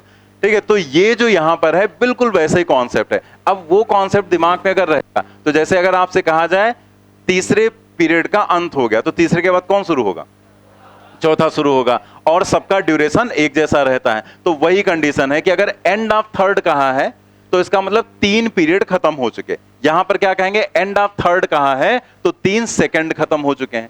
अगर स्टार्टिंग ऑफ फोर्थ कहा गया तो तीसरा जहां खत्म होगा वहीं से चौथा स्टार्ट होगा। तो इसका मतलब अगर स्टार्टिंग ऑफ 4 कहा गया है तो भी उसका मतलब वही है कि तीसरे सेकंड का अंत हुआ, यानी कि 3 बीत चुके हैं। बस सब कुछ वैसे रिलेट कर लो आप। इसके बाद इसका डेरिवेशन है, तो डेरिवेशन उसमें पूरा लिख दिया गया, यहां पर हमने हटा दिया, मैं अभी आपको करके दिखा दे रहा हूं। ठीक है, अब ये डेरिवेशन पहले समझना, पहले इसको देख लो क्या हमें करना है कि ये वैल्यू निकालनी। ये हम क्यों इतना समझा रहे हैं आपको, ये डेरिवेशन हम चाहते तो इसको भी ना समझाते, हम चाहते तो आपको सीधे वही फॉर्मूला कह देते, इसको याद कर लो। लेकिन कुछ क्वेश्चंस ऐसे होते हैं जो क्वेश्चंस इस कॉन्सेप्ट के बेसिस पर लगेंगे। जैसे आपसे एक क्वेश्चन कह दिया गया कि एक ऐसे दे दिया गया और आएगा भी क्वेश्चन कि एक बॉडी जा रही है और वो बॉडी चलती है 5 सेकंड के लिए, तो आपसे या 5 सेकंड के लिए मान लिया 15 सेकंड के लिए चल रही। ठीक है, अब उसने कह दिया बताओ लास्ट के 3 सेकंड में वो कितना चलेगी। अब लास्ट के 3 सेकंड में उसने पूछा कितना चलेगी, बाकी यू वगैरह उसने दे दिया, आपको एक्सलेशन दे दिया। तो इसका मतलब यहां पर 15 सेकंड हो रहा है, लेकिन वो पूछ रहा है अंतिम 3 सेकंड में यहां पर। तो एक तरीका तो ये है कि भाई ये 15 सेकंड है तो ये 15वें सेकंड का अंत होगा, मतलब ये 15 सेकंड होगा, ये 14 नंबर का होगा और ये 13, 13, 14 एंड 15। तो या तो आप एक काम करेंगे कि 13 का पहले निकालो, फिर 14 का निकालो, फिर 15 का निकालो और फिर तीनों को जोड़ दो, आंसर आ जाएगा। लेकिन कैलकुलेशन कॉम्प्लिकेटेड होगा। हम उससे बेटर है क्या करें कि हम यहां से लेकर यहां पूरा 15 सेकंड है, हम 15 सेकंड का डिस्प्लेसमेंट निकाल लें और उसमें से 3 कम कर दो तो कितना बचा, 12। तो हम यहां पर 12 सेकंड का डिस्प्लेसमेंट निकाल लें और इसमें से इसको सबट्रैक्ट कर दें तो हमें यही दूरी तो मिल जाएगी। वही रूल यहां लगना है। ठीक है, वही सेम सिचुएशन यहां पर है कि अगर आपको ये एसेंट डिस्प्लेसमेंट निकालना है तो आप क्या करेंगे, पूरा निकाल दो वहां तक। तो आप देखो यहां पर, यहां पर जो ये है ये यहां से होगा, ये S और यहां पर ये N। ठीक है, ये S डिस्प्लेसमेंट है N सेकंड में, यहां तक N सेकंड होंगे यहां पर। ठीक है, एंड ऑफ N सेकंड का मतलब टोटल N सेकंड, और एंड ऑफ N-1 का मतलब यहां तक का अगर टाइम देखोगे तो कितना होगा, N-1। अगर N से कंपेयर करते हुए समझ में नहीं आता तो इधर से कंपेयर कर लो तुरंत। जैसे यहां देखो स्टार्टिंग है 4th सेकंड की, एंड किसका है, थर्ड का। तो अगर एंड थर्ड का है तो यहां तक का टाइम देखो 1 2 3, 3 ही सेकंड तो है। यहां एंड सेकंड का है तो यहां तक का टाइम देखो कितना, 2 सेकंड। तो वैसे यहां पर है, यहां एंड है N सेकंड का तो यहां तक का टाइम होगा N सेकंड, यहां पर एंड है N-1 का तो यहां तक का टाइम होगा N-1। हम N सेकंड के डिस्प्लेसमेंट में से N-1 सेकंड के डिस्प्लेसमेंट को घटा दें तो अगर S माइनस S डैश करेंगे तो हमें क्या मिल जाएगा, एस एन मिल जाएगा। वही देखो नीचे लिखा गया, S N is equal to S N is equal to S minus S dash, S minus S dash.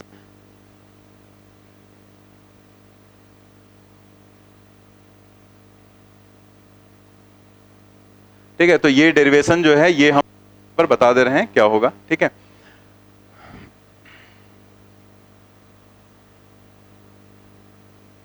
तो ये डेरिवेशन उसमें दिया गया है, हम यहां पर हमने छोड़ दिया है, तो हम यहां पर आपको बता दे रहे हैं कि कैसे हम लोग सॉल्व करेंगे।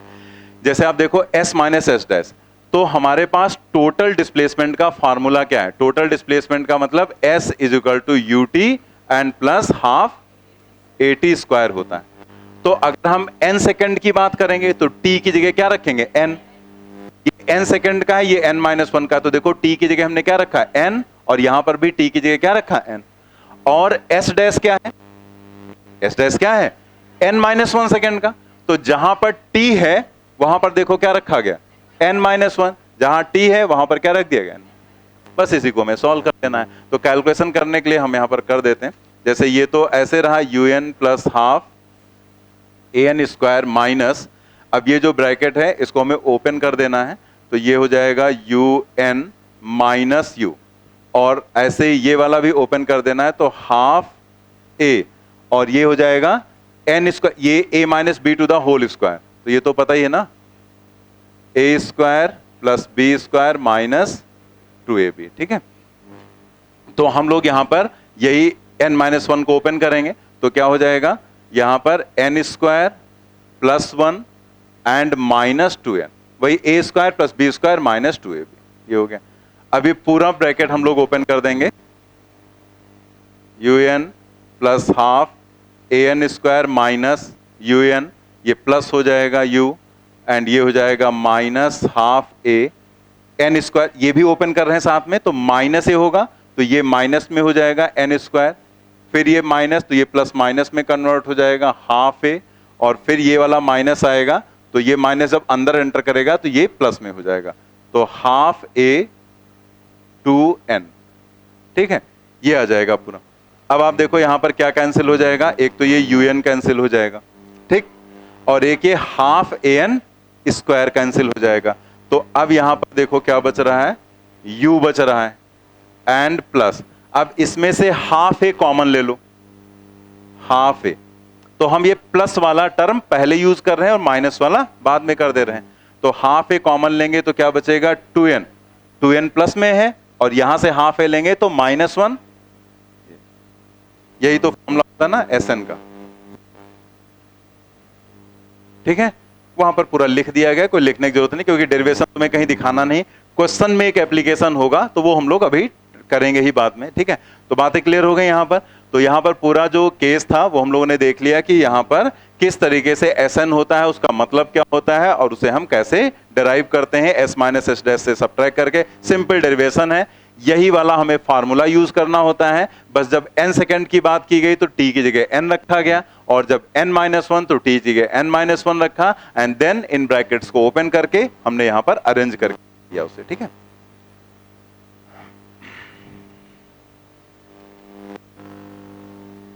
ठीक है, चलिए हम लोग बढ़ते हैं अब आगे। यहां पर नोट में दो पॉइंट हैं जो हमें देखने हैं यहां पर। जैसे हम लोगों ने पीछे एवरेज पढ़ा, ठीक है, लेकिन वहां पर एक्सेलरेशन नहीं था। अब हम जो यहां पर करने जा रहे हैं इसमें एक्सेलरेशन है, मतलब एक पार्टिकल यहां पर है ए पॉइंट पर और वो ए से बी पॉइंट पर जाता है। ठीक है, तो ए पॉइंट पर उसकी वेलोसिटी है u और बी पॉइंट पर उसकी वेलोसिटी है v। एक्सेलरेशन a है, क्योंकि हम लोग यहां पर वेरिएबल की अभी कोई बात ही नहीं कर रहे हैं, तो ये एक्सेलरेशन कांस्टेंट है। जब कुछ मेंशन नहीं है तो उसको हम कांस्टेंट ही मानेंगे, ये अभी हम वेरिएबल केस करा ही नहीं रहे। और ये s है डिस्प्लेसमेंट और t। अब अगर आपको एवरेज वेलोसिटी निकालनी है between a and b,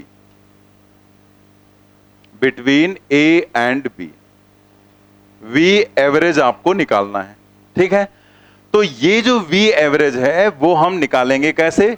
basic rule तो वही, displacement upon time, s upon t। लेकिन अगर आपको क्वेश्चन में s और t नहीं दिया गया है, सिर्फ उसने u दिया है और v दिया है, तब हम इस चीज को कैसे निकालेंगे वही हम करने जा रहे हैं। क्योंकि s और t होता तब तो हमारे लिए कोई प्रॉब्लम ही नहीं थी, लेकिन s और t नहीं दिया जाएगा, तो हम यहां पर बस यूज कर रहे हैं s divided by T. s का फॉर्मूला हमारे पास है ut प्लस half at square and divided by हो जाएगा t। दैट मीन्स जो v एवरेज है वो हो जाएगा, यहां पर t कैंसिल हो जाएगा, यहां से भी और यहां से कॉमन लेंगे, जब एक t इन दोनों में से कॉमन ले लो, कैंसिल हो जाएगा, तो ये बचेगा u प्लस हाफ at। ठीक है, ये बचा। अब हमारे पास एक इक्वेशन है by v is equal to u plus at, at is equal to v minus u। ठीक है, v बराबर u प्लस at होता है, तो अगर हम उसमें से at की वैल्यू निकालें तो वो होगी v माइनस u। वो वैल्यू हमें यहां पर रखनी है।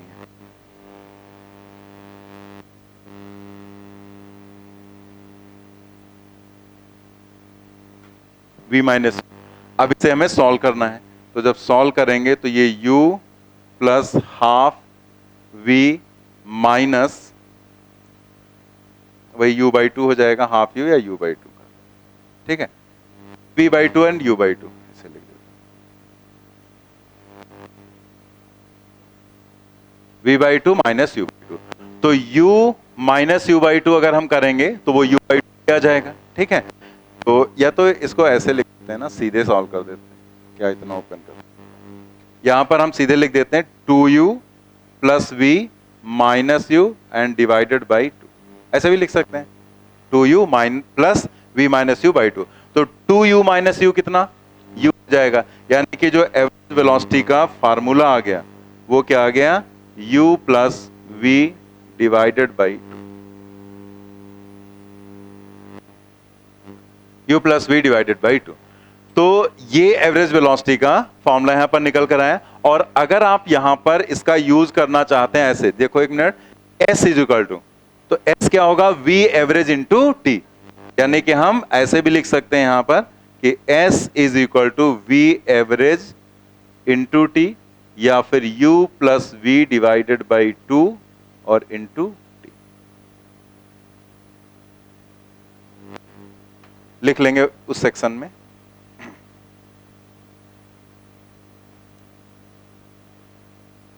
के दिमाग में आता है कि हम ये क्यों याद करें फॉर्मूला, हमें तो एवरेज वेलोसिटी का पता ही, concept displacement upon time, solve करके निकाल लेंगे।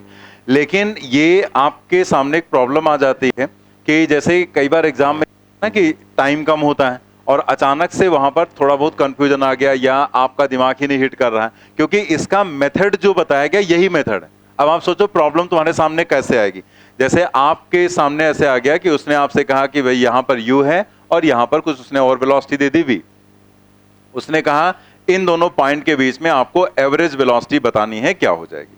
ठीक, अब आपके दिमाग में ये फॉर्मूला नहीं है, अगर ये फॉर्मूला दिमाग में है तो सोचो ये क्वेश्चन कितना आसान, मतलब हो सकता है पेन भी ना चलाना पड़े। अगर उसने यहां पर 10 दे दिया और यहां पर उसने 30 दे दिया तो सीधे मतलब बिना कैलकुलेशन के, बिना पेन चलाए आप 30 प्लस 10 करेंगे 40 डिवाइडेड बाई 2 कितना हो गया 20, 20 मीटर पर सेकंड आ गया, तुरंत आपका आंसर आ गया। क्वेश्चन इस पर पूछा भी गया।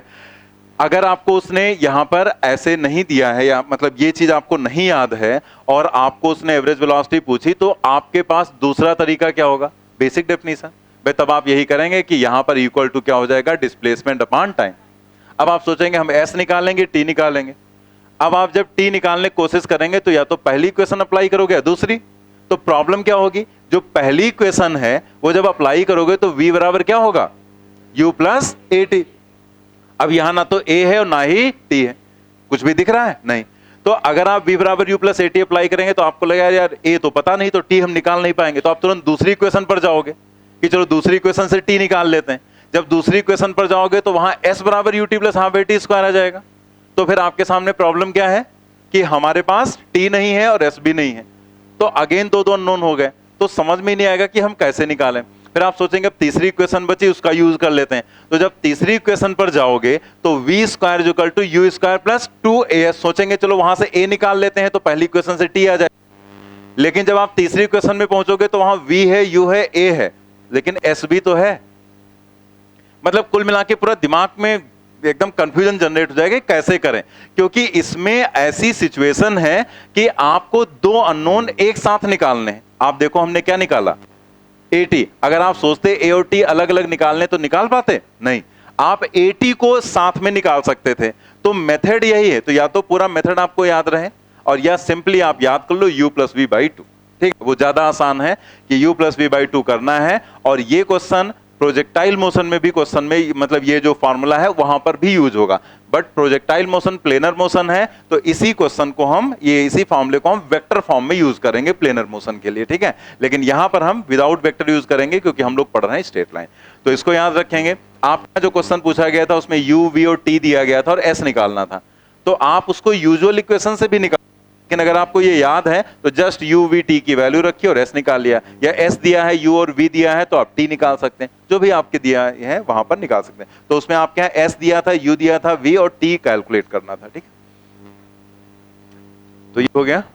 अब हम लोग देखते हैं यहां पर एक पॉइंट और भी है जो भी बहुत इंपॉर्टेंट पॉइंट है। तो जो सेकंड नोट है उसमें हम लोग देखने जा रहे हैं, जैसे एक इक्वेशन अभी हम लोगों ने क्या पढ़ा, Sn is equal to u plus half A two N minus one. ठीक है, इस पर भी कई बार क्वेश्चन पूछा गया है, तो हम लोग वही इक्वेशन देखने जा रहे हैं। यहां एक स्पेशल कंडीशन देखने जा रहे हैं और उस कंडीशन को हमें रट लेना है। अगर हम कह दें u जीरो है, if u is equal to zero then, तो यहां पर जो Sn है वो हो जाएगा हाफ ए टू एन माइनस वन। ठीक है, हाफ ए टू एन माइनस वन। अब अगर हम यहां पर n की वैल्यू वन रखें, if n is equal to one then, तो यहां पर s1 की वैल्यू क्या हो जाएगी, हाफ a, और n वन रखेंगे तो 2 माइनस वन क्या आ जाएगा, 1। ठीक है, if n is equal to 2 मतलब सेकंड का डिस्प्लेसमेंट, तो क्या आ जाएगा, हाफ a, 2 रखेंगे तो 4 माइनस वन क्या आ जाएगा, 3 आ जाएगा। ऐसे ही अगर हम रखें if n is equal to 3 then S3 is equal to half a, 3 रखेंगे तो 3 इंटू टू 6 माइनस वन कितना आ जाएगा, 5। क्लियर है ना। हमने कुछ और नहीं किया, जस्ट u को हमने 0 लिया है और हमने यहां पर n की वैल्यू रखी। पहले n को 1 रखा, ये आ गया, n को 2 रखा, देन ये आ जाएगा, n को 3 रखेंगे तो 3 इंटू टू 6 माइनस वन 5 आ गया। आप यहां देख रहे हैं कि पहले, दूसरे, तीसरे, सेकंड का जो डिस्प्लेसमेंट है वो उसका रेशियो 1:3:5 आएगा, क्योंकि जो कॉमन चीज होती है रेशियो लिखते समय उसको हम हटा सकते हैं। मतलब रेशियो लिखते समय अगर कोई भी रेशियो में आप किसी भी कॉमन नंबर से मल्टीप्लाई करना चाहें तो कर सकते हैं, अगर आप उसको हटाना चाहें तो हटा सकते हैं, डिवाइड करना चाहें तो भी कर सकते हैं, बस ऐड और सब्ट्रैक्ट नहीं कर सकते हैं। ठीक है, जैसे अगर हमें लिखना है 1/2 तो हम ये भी तो लिख सकते हैं 2/4। हमने क्या किया, 2 से ऊपर नीचे मल्टीप्लाई कर दिया, तो हम कोई भी कॉमन नंबर से मल्टीप्लाई कर सकते हैं। यहां पर हमें डिवाइड करना, हम डिवाइड कर सकते हैं, जैसे 2 मान लिया, 3 यहां पर लिखा होता, 30 बाई यहां पर 60 लिख दिया होता। ठीक है, तो अब हम क्या करते हैं, यहां पर इसको हम 1/2 लिख सकते हैं। तो 1/2 कैसे लिखते हैं भाई, 30 से दोनों में डिवाइड ही तो किया, ऊपर 30 से डिवाइड किया तो 1 हो गया, नीचे 30 से डिवाइड किया तो 2 हो गया। तो मतलब किसी भी कॉमन नंबर से हम डिवाइड कर सकते हैं, मल्टीप्लाई कर सकते हैं। जैसे इसमें मल्टीप्लाई किया हमने, इसमें हमने डिवाइड कर लिया, तो कुछ भी कर सकते हैं, लेकिन ऐड सब्ट्रैक्ट नहीं कर सकते। ऐड और सब्ट्रैक्ट करोगे तो चीजें बदल जाएंगी। जैसे 1/2 है, अब इसमें सोचो हम ऊपर 1 ऐड कर दें, नीचे भी 1 ऐड कर दें, तो चेंज ना हो, चेंज हो जाएगा, क्योंकि 1 + 1 होगा 2 और नीचे क्या जाएगा 3। तो 1/2 अलग चीज है और 2/3 अलग चीज है। आप सॉल्व करके देख लो, अलग अलग वैल्यूज आएंगे। ठीक है, तो हम ऐड सब्ट्रैक्ट नहीं कर सकते हैं, बस हम वहां पर डिवाइड या हटा सकते हैं। तो हटाने का मतलब हमने डिवाइड कर दिया तो वो चीज हट गई, या हम मल्टीप्लाई कर सकते हैं। तो यहां पर जो कॉमन है वो है क्या, 1/2a 1/2a सब में, तो वो हटा दें। तो इस तरह से हमारे पास जो रेशियो आएगा वो आ जाएगा S1 S2 S3 and so on. This is equal to 1:3:5 and so on. मतलब ऑड पॉजिटिव नंबर्स आएंगे, उसका रेशियो आएगा। ठीक है, नोट कर लेंगे और थोड़ा सा यहां पर जगह छोड़ लेना, जैसे इसमें मैंने छोड़ा है, नोट 1 लिखना रहेगा इसके बाद।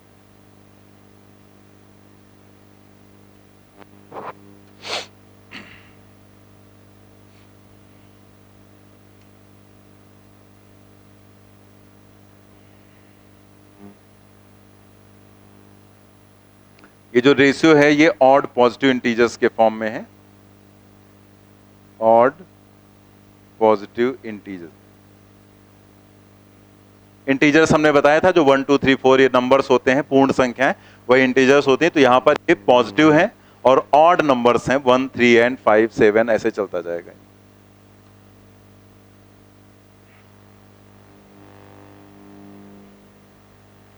ये दिख रहा है, मैंने बहुत छोटा सा लिख दिया, दिख रहा है ना, ये नीचे लिखा हुआ है ऑड पॉजिटिव इंटीजर्स।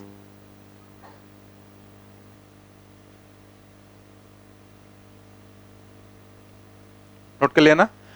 ये जो यहां पर है ये पहले दूसरे तीसरे सेकंड का रेशियो, जैसे अभी हम लोगों ने पीछे पढ़ा था ना, ये जो अभी हम लोगों ने पीछे डेरिवेशन देखा था ये वाला, तो first second, second second, third second, तो जैसे ये तो डायग्राम था तो इसमें ऐसे ऐसे बराबर बराबर आपको दिख रहा है, ठीक है, लेकिन वो इक्वल डिस्टेंसेस नहीं होंगी क्योंकि एक्सेलेरेशन की वजह से वेलोसिटी बढ़ती जाएगी। तो जो इनमें जो डिस्प्लेसमेंट होगा, मतलब ये S1 होगा, ये S2 होगा, ये S3 होगा, ऐसे चलेगा। तो ये जो S1 S2 S3 S4 का रेशियो है वो क्या होगा 1:3:5:7 के फॉर्म में, ठीक है। तो वही हम लोगों ने यहां पर रिजल्ट देखा है कि पहले दूसरे तीसरे चौथे सेकंड में जो डिस्प्लेसमेंट्स होंगे या जो डिस्टेंसेस वो कवर करेगा उसका रेशियो होगा 1:3:5:7 ऐसे, ठीक है। इस पर भी क्वेश्चन आपके यहां पूछा जा चुका है और ये कॉन्सेप्ट मोशन अंडर ग्रेविटी में भी इक्वली एप्लीकेबल होगा, इंक्लाइनेशन पर भी इक्वली एप्लीकेबल होगा और स्टेट पर भी, क्योंकि इस क्वेश्चन की शर्त क्या है, एक्सेलेरेशन कांस्टेंट होना चाहिए, बस यही एक कंडीशन है। तो वो कंडीशन कहीं भी हो सकती है, जैसे अगर हम ऐसे कर रहे हैं एक्सेलेरेशन कांस्टेंट है तो भी एप्लीकेबल होगा, अगर हम vertical motion, motion under gravity का केस कर रहे हैं तो भी वहां पर गैलीलियोज लॉ जो होता है वो यही होता है, तो वो आगे हम लोग समझेंगे भी। तो यहां पर जो है ये अगर देखें तो ये अंडर ग्रेविटी, इसमें भी अगर first second, second second, third second का रेशियो पूछेगा तो एग्जैक्टली यही आएगा, क्योंकि इसमें हम मोशन अंडर ग्रेविटी में भी एक्सेलेरेशन g कांस्टेंट लेते हैं। ऐसे ही अगर मान लिया एक इंक्लाइंड प्लेन है, ऐसे इंक्लाइंड प्लेन है और इस पर हम किसी भी बॉडी को यहां से छोड़ दें u = 0 से, तो इंक्लाइंड, स्मूथ इंक्लाइंड प्लेन पर वहां पर भी कंडीशन जो आएगी वो क्या आएगी, कांस्टेंट एक्सेलेरेशन की, और वो एक्सेलेरेशन होता है g sin थीटा के बराबर। तो वहां भी कांस्टेंट है, इसलिए इस पर भी अगर पहले दूसरे और तीसरे में रेशियो पूछेगा वो, तो यहां पर भी वही सेम रेशियो आएगा, कौन सा 1:3:5। मतलब हमारे एक कंडीशन हो गई, शर्त हमारी क्या हो गई कि इनिशियल वेलोसिटी 0 होनी चाहिए और एक्सेलरेशन कांस्टेंट होना चाहिए। तो अगर ऐसा है तो जो रेशियो आएगा वो 1:3:5 का ही आएगा, टाइम इंटरवल कुछ भी हो। मतलब ये भी बहुत इंपॉर्टेंट पॉइंट है, ऐसा जरूरी नहीं कि एक एक सेकंड का हो, जैसे ये तो एक एक सेकंड का है, लेकिन अगर सभी टाइम इंटरवल यहां पर, जैसे ये जो है ये अगर 10 सेकंड का होता, ये भी 10 सेकंड का होता, ये भी 10 सेकंड का होता, ये भी, तो भी रेशियो वही आता 1:3:5। अगर ये 5-5 सेकंड के इंटरवल होते तो भी 1:3:5 का ही रेशियो आता, अगर 7-7 सेकंड के होते तब भी वही आता। तो ये भी है, अगर ये सब एक एक सेकंड के हैं तो भी 1:3:5 का ही रेशियो आएगा। अगर ये मान लिया 5-5 सेकंड के इंटरवल होते कि 5 सेकंड नेक्स्ट 5 ऐसे करके दिया होता तो भी रेशियो यही आएगा 1:3:5। अगर आप यहां पर सॉल्व करने पर आ गए तो बहुत लंबा कैलकुलेशन होगा, क्वेश्चन में आएगा तो हम बताएंगे आपको, ठीक है। तो लंबा कैलकुलेशन होगा, लेकिन अगर हमें पॉइंट याद है तो ड्यूरेशन कुछ भी हो लेकिन बस वो ड्यूरेशन इक्वल होना चाहिए। तो 3 बातें हो गई, इनिशियल वेलोसिटी 0, एक्सेलरेशन कांस्टेंट और टाइम इंटरवल्स आर इक्वल। तो अगर ऐसा है तो रेशियो क्या होगा 1:3:5। नोट में लिख लेंगे, above ratio is also true, यही नीचे जो है नोट में लिख लेंगे उसी में, above ratio is also true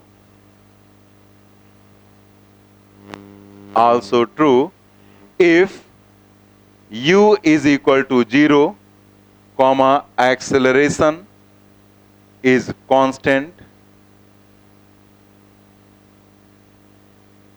above ratio is also true if u is equal to 0, comma acceleration is constant and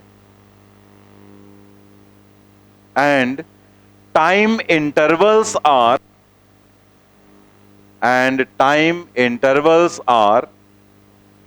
of equal value। time intervals are of equal value, मतलब जो टाइम इंटरवल हो वो सब equal value के हों और initial velocity 0 और acceleration constant हो, आप आराम से ये रेशियो अप्लाई कर सकते हैं। बाकी क्वेश्चन में आएगा तो हम लोग देख लेंगे, ठीक है। तो हम लोगों ने यहां पर अभी क्या पढ़ा कि इंस्टेंटेनियस स्पीड क्या है, वेलोसिटी क्या है, एक्सेलरेशन क्या है, एवरेज एक्सेलरेशन क्या है, इक्वेशंस ऑफ मोशन क्या है, एस एन, और कुछ ये पॉइंट देखें। ठीक, हम लोग क्वेश्चंस पर आ जाते हैं।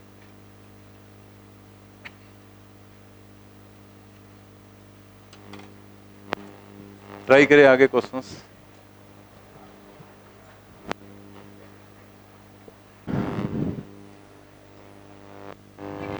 सेकंड, अभी मैं एक स्टूडेंट से मिलकर आया हूं, अमान्य अरशद से, जिनके 649 मार्क्स हैं, 150 फिजिक्स में हैं, और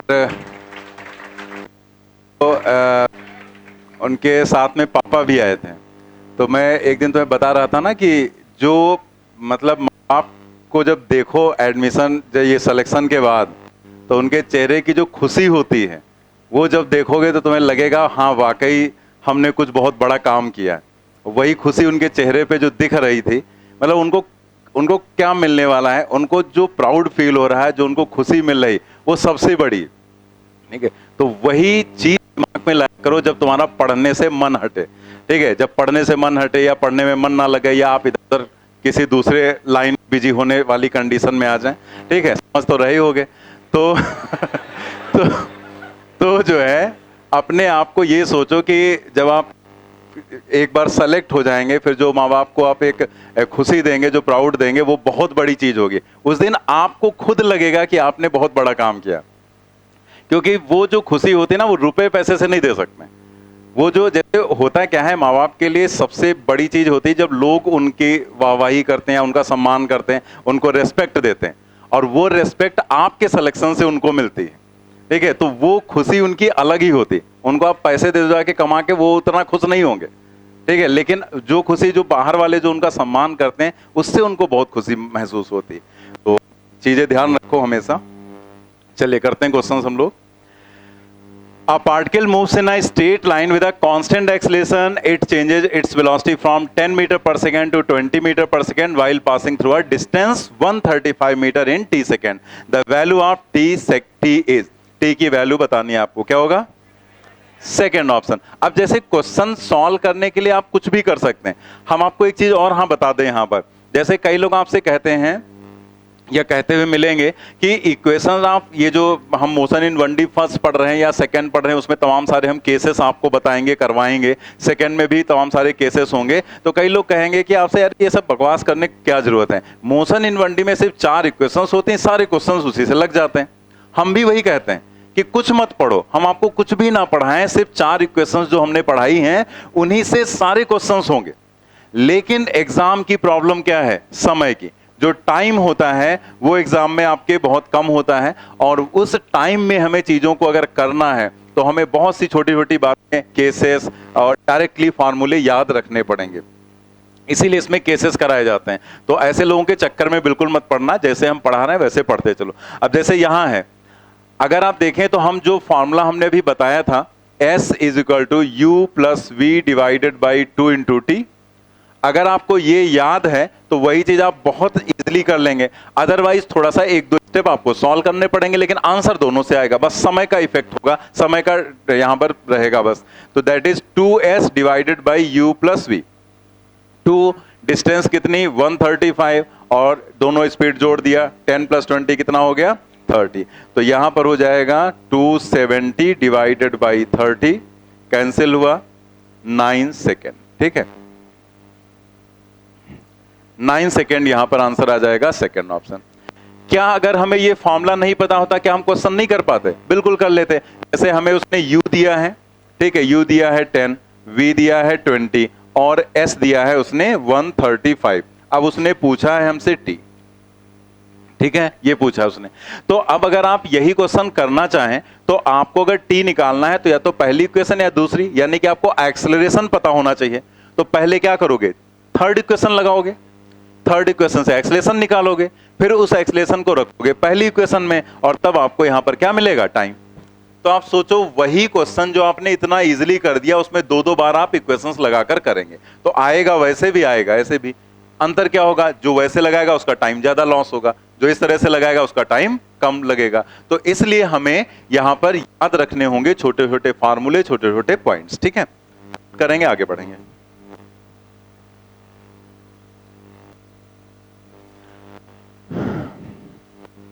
A particle moves in a straight line with a uniform acceleration a. Initial velocity of the particle is 0. Find the average velocity of the particle in first s second. First s distance. पहले आप यहाँ पर जैसे जो भी questions है उनके करने के तरीके क्या रहते हैं, आपको डायग्राम बना लेना चाहिए। अगर लग रहा है कि इसमें डायग्राम की रिक्वायरमेंट लग रही है, आप थोड़ा डायग्राम में ड्रॉ कर लेंगे तो इजीली पकड़ लेंगे।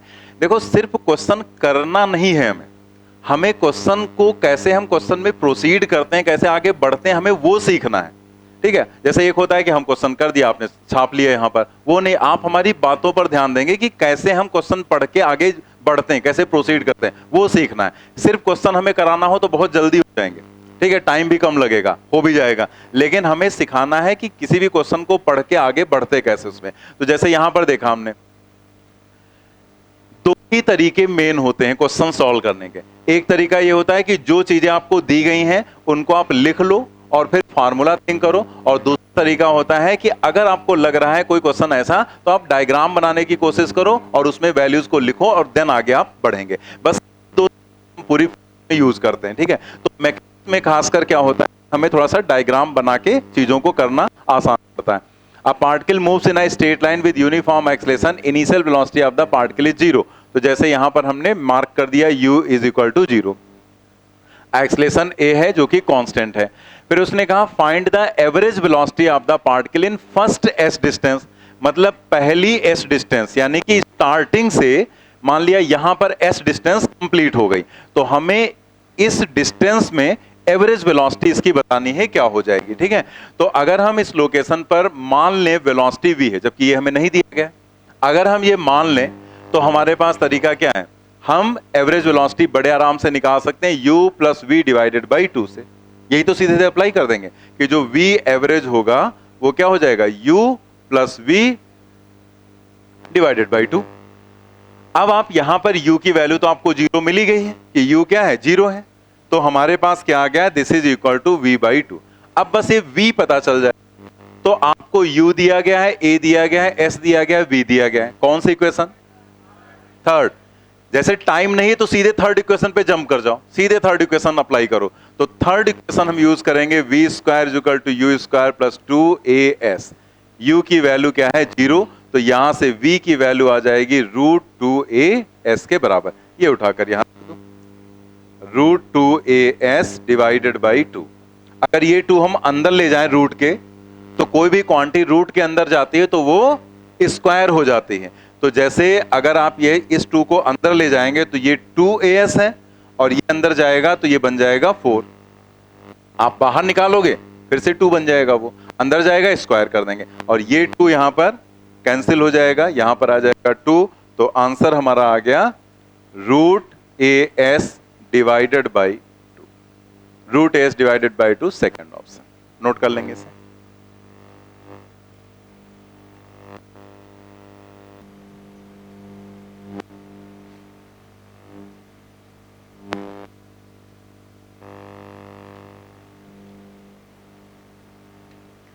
जो भी ये क्वेश्चन है, जैसे आपके दिमाग में आ रहा होगा कि यार यही कैसे अप्लाई किया है, क्या हम s/t भी तो अप्लाई कर सकते हैं, एवरेज वेलोसिटी तो s/t भी होता है, तो क्या उससे नहीं आएगा, s तो दिया है, t ही तो निकालना है। तो अगर s/t अप्लाई करेंगे तो 100% आंसर आएगा, बस स्टेप्स बदल जाएंगे आपके। s आपको दिया गया है, t निकालना है, तो अगर आपको t निकालना है, जैसे आपको u दिया है, v दिया है, a दिया है, s दिया है, और आपको t निकालना है, v नहीं दिया, सॉरी, u, a और s दिया है और t निकालना है आपको, तो कौन सी इक्वेशन, सेकंड। आप तुरंत उस बात को याद करो कि हमने बताया था कि इक्वेशन अगर कोई थिंक करना है, थर्ड, सेकंड, फर्स्ट कौन सी लगेगी, तो आप ए भूल जाओ, आप ये सोचो उसके अलावा क्या दिया गया, तो यू ए तो हमें भूल जाना है। अब हमें अगर टी निकालना है, एस दिया गया है, तो हम लोग सेकंड इक्वेशन यूज करेंगे, सेकंड इक्वेशन से हम टी निकाल लेंगे, एंड देन हम लोग लिखेंगे V average is equal to S बान टी, सेम आंसर वहां से आएगा। तो चाहे वैसे कर लो चाहे ऐसे कर लो, आंसर सेम ही आना है, ठीक है। इसमें दोनों में कैलकुलेशन भी लगभग सेम ही रहेगा, ठीक है। तो बस समझा दिया जाता है कि ऐसे भी हो सकता है। ये मैं इसलिए बार बार बता दे रहा हूं कि आपके दिमाग में आता है कि क्या यही एक तरीका है, और भी तरीके हो सकते हैं। तो अगर कहीं पॉसिबिलिटी है तो मैं समझा देता हूं कि अगर आप इस क्वेश्चन को v बराबर s बाई टी से निकालते तो भी यही सेम आंसर आ जाता, बस उसमें s दिया है, t निकालना है, तो t को हम सेकंड इक्वेशन से निकाल कर यहां रखेंगे और उसके बाद हम कैलकुलेट कर लेंगे, v एवरेज निकाल लेंगे। नेक्स्ट क्वेश्चन पर आते हैं 14 number. Two particles p and q start simultaneously from A, language को समझो, ए पॉइंट से दो पार्टिकल p और q हैं, वो साइमल्टेनियसली मतलब एक साथ वो चलना स्टार्ट करते हैं with velocities 15 metre per second and 20 metre per second respectively. They move in the same direction with different accelerations, मतलब सेम डायरेक्शन में चल रहे हैं लेकिन अलग अलग एक्सलेशन से चल रहे हैं, इनिशियल स्पीड भी अलग अलग है। When P overtakes Q at B, मतलब फिर A पॉइंट से चले और B एक ऐसा पॉइंट आया जहां पर क्या हुआ, P ने ओवरटेक किया किसको, Q को, यानी कि वहां पर P और Q फिर साथ में होंगे। जैसे जब आप रोड पर चलते हैं, किसी दूसरे व्हीकल को ओवरटेक कर रहे होते हैं तो आप साथ में हो जाते हैं ना, और फिर आप थोड़ी देर बाद आगे निकल जाते हैं। तो इसका मतलब जिस समय वो दोनों ओवरटेक कर रहे होंगे, यानी कि P Q को ओवरटेक करेगा तो P और Q साथ में होंगे, कहां पर, बी पॉइंट पर।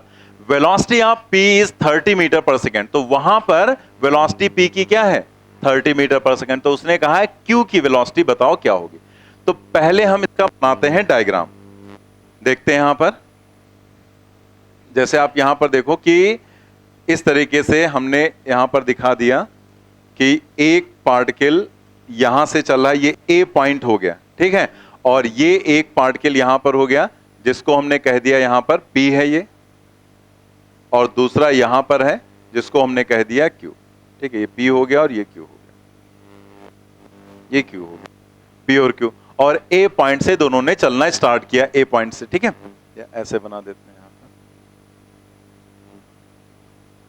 ये P हो गया और ये यहां पर हो गया Q, और ये लोकेशन क्या थी, A, और यहां पर ये लोकेशन जो है, ये लोकेशन है B, ये लोकेशन यहां पर है B। इस लोकेशन पर जो P है, यहां पर जो उसकी वेलोसिटी थी यानी कि UP, वो कितना था, 15, और जो Q की वेलोसिटी थी वो क्या थी, 20, तो Q जो हो गया वो है 20, ठीक है। फिर B पॉइंट पर जब पहुंचते हैं तो B पॉइंट पर जो P है उसकी वेलोसिटी क्या है, 30, यानी कि वेलोसिटी ऑफ P 30। तो उसने कहा है इस लोकेशन पर वेलोसिटी Q की बताना है आपको क्या होगा, ठीक है। अब जैसे ही आप डायग्राम बनाते हैं तो आपको चीजें दिखने लगती हैं, यहां पर थोड़ा सा एक्सलेशन दोनों के डिफरेंट हैं, अलग अलग एक्सलेशन है, लेकिन हम इसमें देखें कि दोनों के लिए सेम क्या है, सेम क्या होगा, डिस्टेंस। यहां से अगर वो एक साथ चले थे, यहां पर एक साथ अगर वो पहुंच रहे हैं तो दोनों का एस सेम होगा, क्या सिर्फ एस सेम होगा, कुछ और नहीं, टाइम भी तो सेम होगा कि एक साथ चले थे और फिर बीच में भले वो अलग अलग हो गए, लेकिन जब ओवरटेक कर रहा होगा तो फिर दोनों एक समय पर पहुंच गए। यानी कि अगर यहां से यहां तक P को पहुंचने में 10 सेकंड लगा तो Q को भी पहुंचने में 10 ही सेकंड तो लगना चाहिए। समझ नहीं कि अगर हम एक साथ चल रहे थे और हमने यहां पर क्या किया, व्हेन P ओवरटेक्स Q, यानी कि P Q को ओवरटेक कर रहा है, तो अगर P पार्टिकल यहां से यहां तक 10 सेकंड में पहुंचा है तो Q भी यहां से यहां तक 10 ही सेकंड में पहुंचेगा।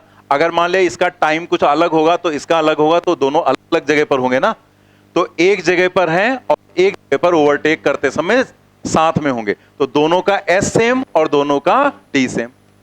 और अगर दोनों का S और T सेम है तो क्या दोनों की एवरेज वेलोसिटी सेम नहीं होगी, होगी या नहीं होगी, दोनों का S सेम दोनों का T सेम, तो दोनों की एवरेज वेलोसिटी भी तो सेम होगी, क्योंकि एवरेज वेलोसिटी होता है S अपॉन T। और एवरेज वेलोसिटी का फार्मूला हमें पता है कि अगर एक्सलेशन दोनों के कांस्टेंट हैं तो वो क्या होता है, U प्लस V बाई 2। तो यानी कि इसका U प्लस V बाई 2 इसके U प्लस V बाई 2 के बराबर हो जाएगा। बस चार चीजें आएंगी, एक अननोन है उसमें, तीन हमें पता है। तो सोचो जैसे ही डायग्राम बनाया फिर चीजें हम थिंक कर रहे हैं ना कि क्या सेम होगा। अब अगर हम एक्सलेशन के बेसिस पर इसका एक्सलेशन A1 मानते, इसका A2 मानते, फिर कैलकुलेशन करते तो करते रहो कैलकुलेशन, लेकिन अगर हमने थिंक कर लिया कि same distance is covered in same time then average velocity will be same. बस यही कॉन्सेप्ट इसका हो गया। डायग्राम बना लो।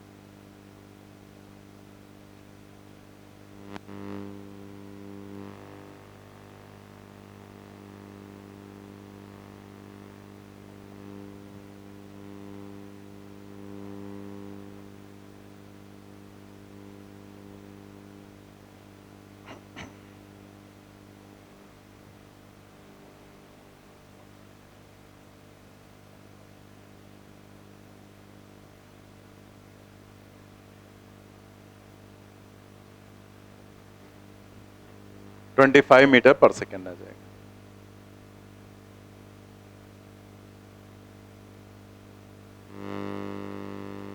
तो अब देखो एकदम सिंपल सा क्वेश्चन था बट थोड़ा सा थिंक करने वाला था।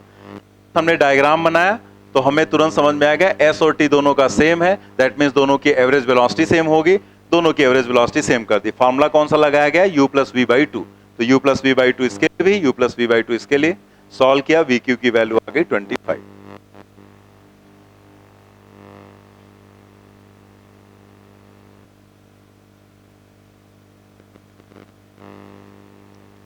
नोट कर लेना आपने, हो गया? चलिए आगे बढ़ते हैं नेक्स्ट क्वेश्चन नंबर 15 पर। A body starts from rest is moving under a constant acceleration up to 20 second. मतलब एक बॉडी यहां पर रेस्ट से स्टार्ट करती है u इज इक्वल टू 0 से, और वो टोटल कितना चलती है? 20 second.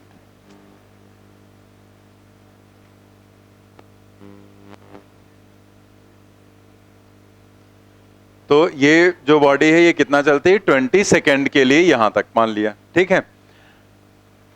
If it moves s1 distance in first 10 second, पहले 10 सेकेंड में ये चलती है कितना? s1।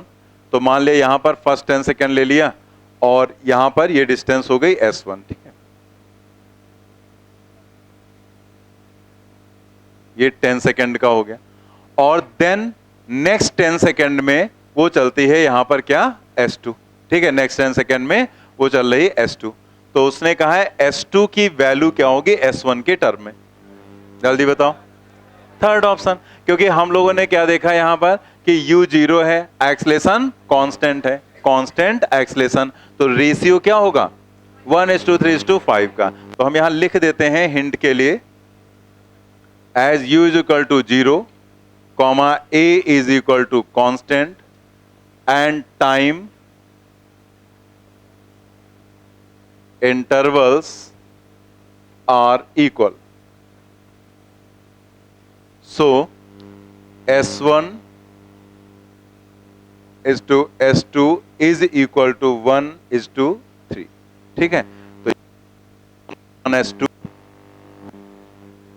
1/3 हो जाएगा, and it implies that S2 is equal to 3S1. 3S1, that means third option.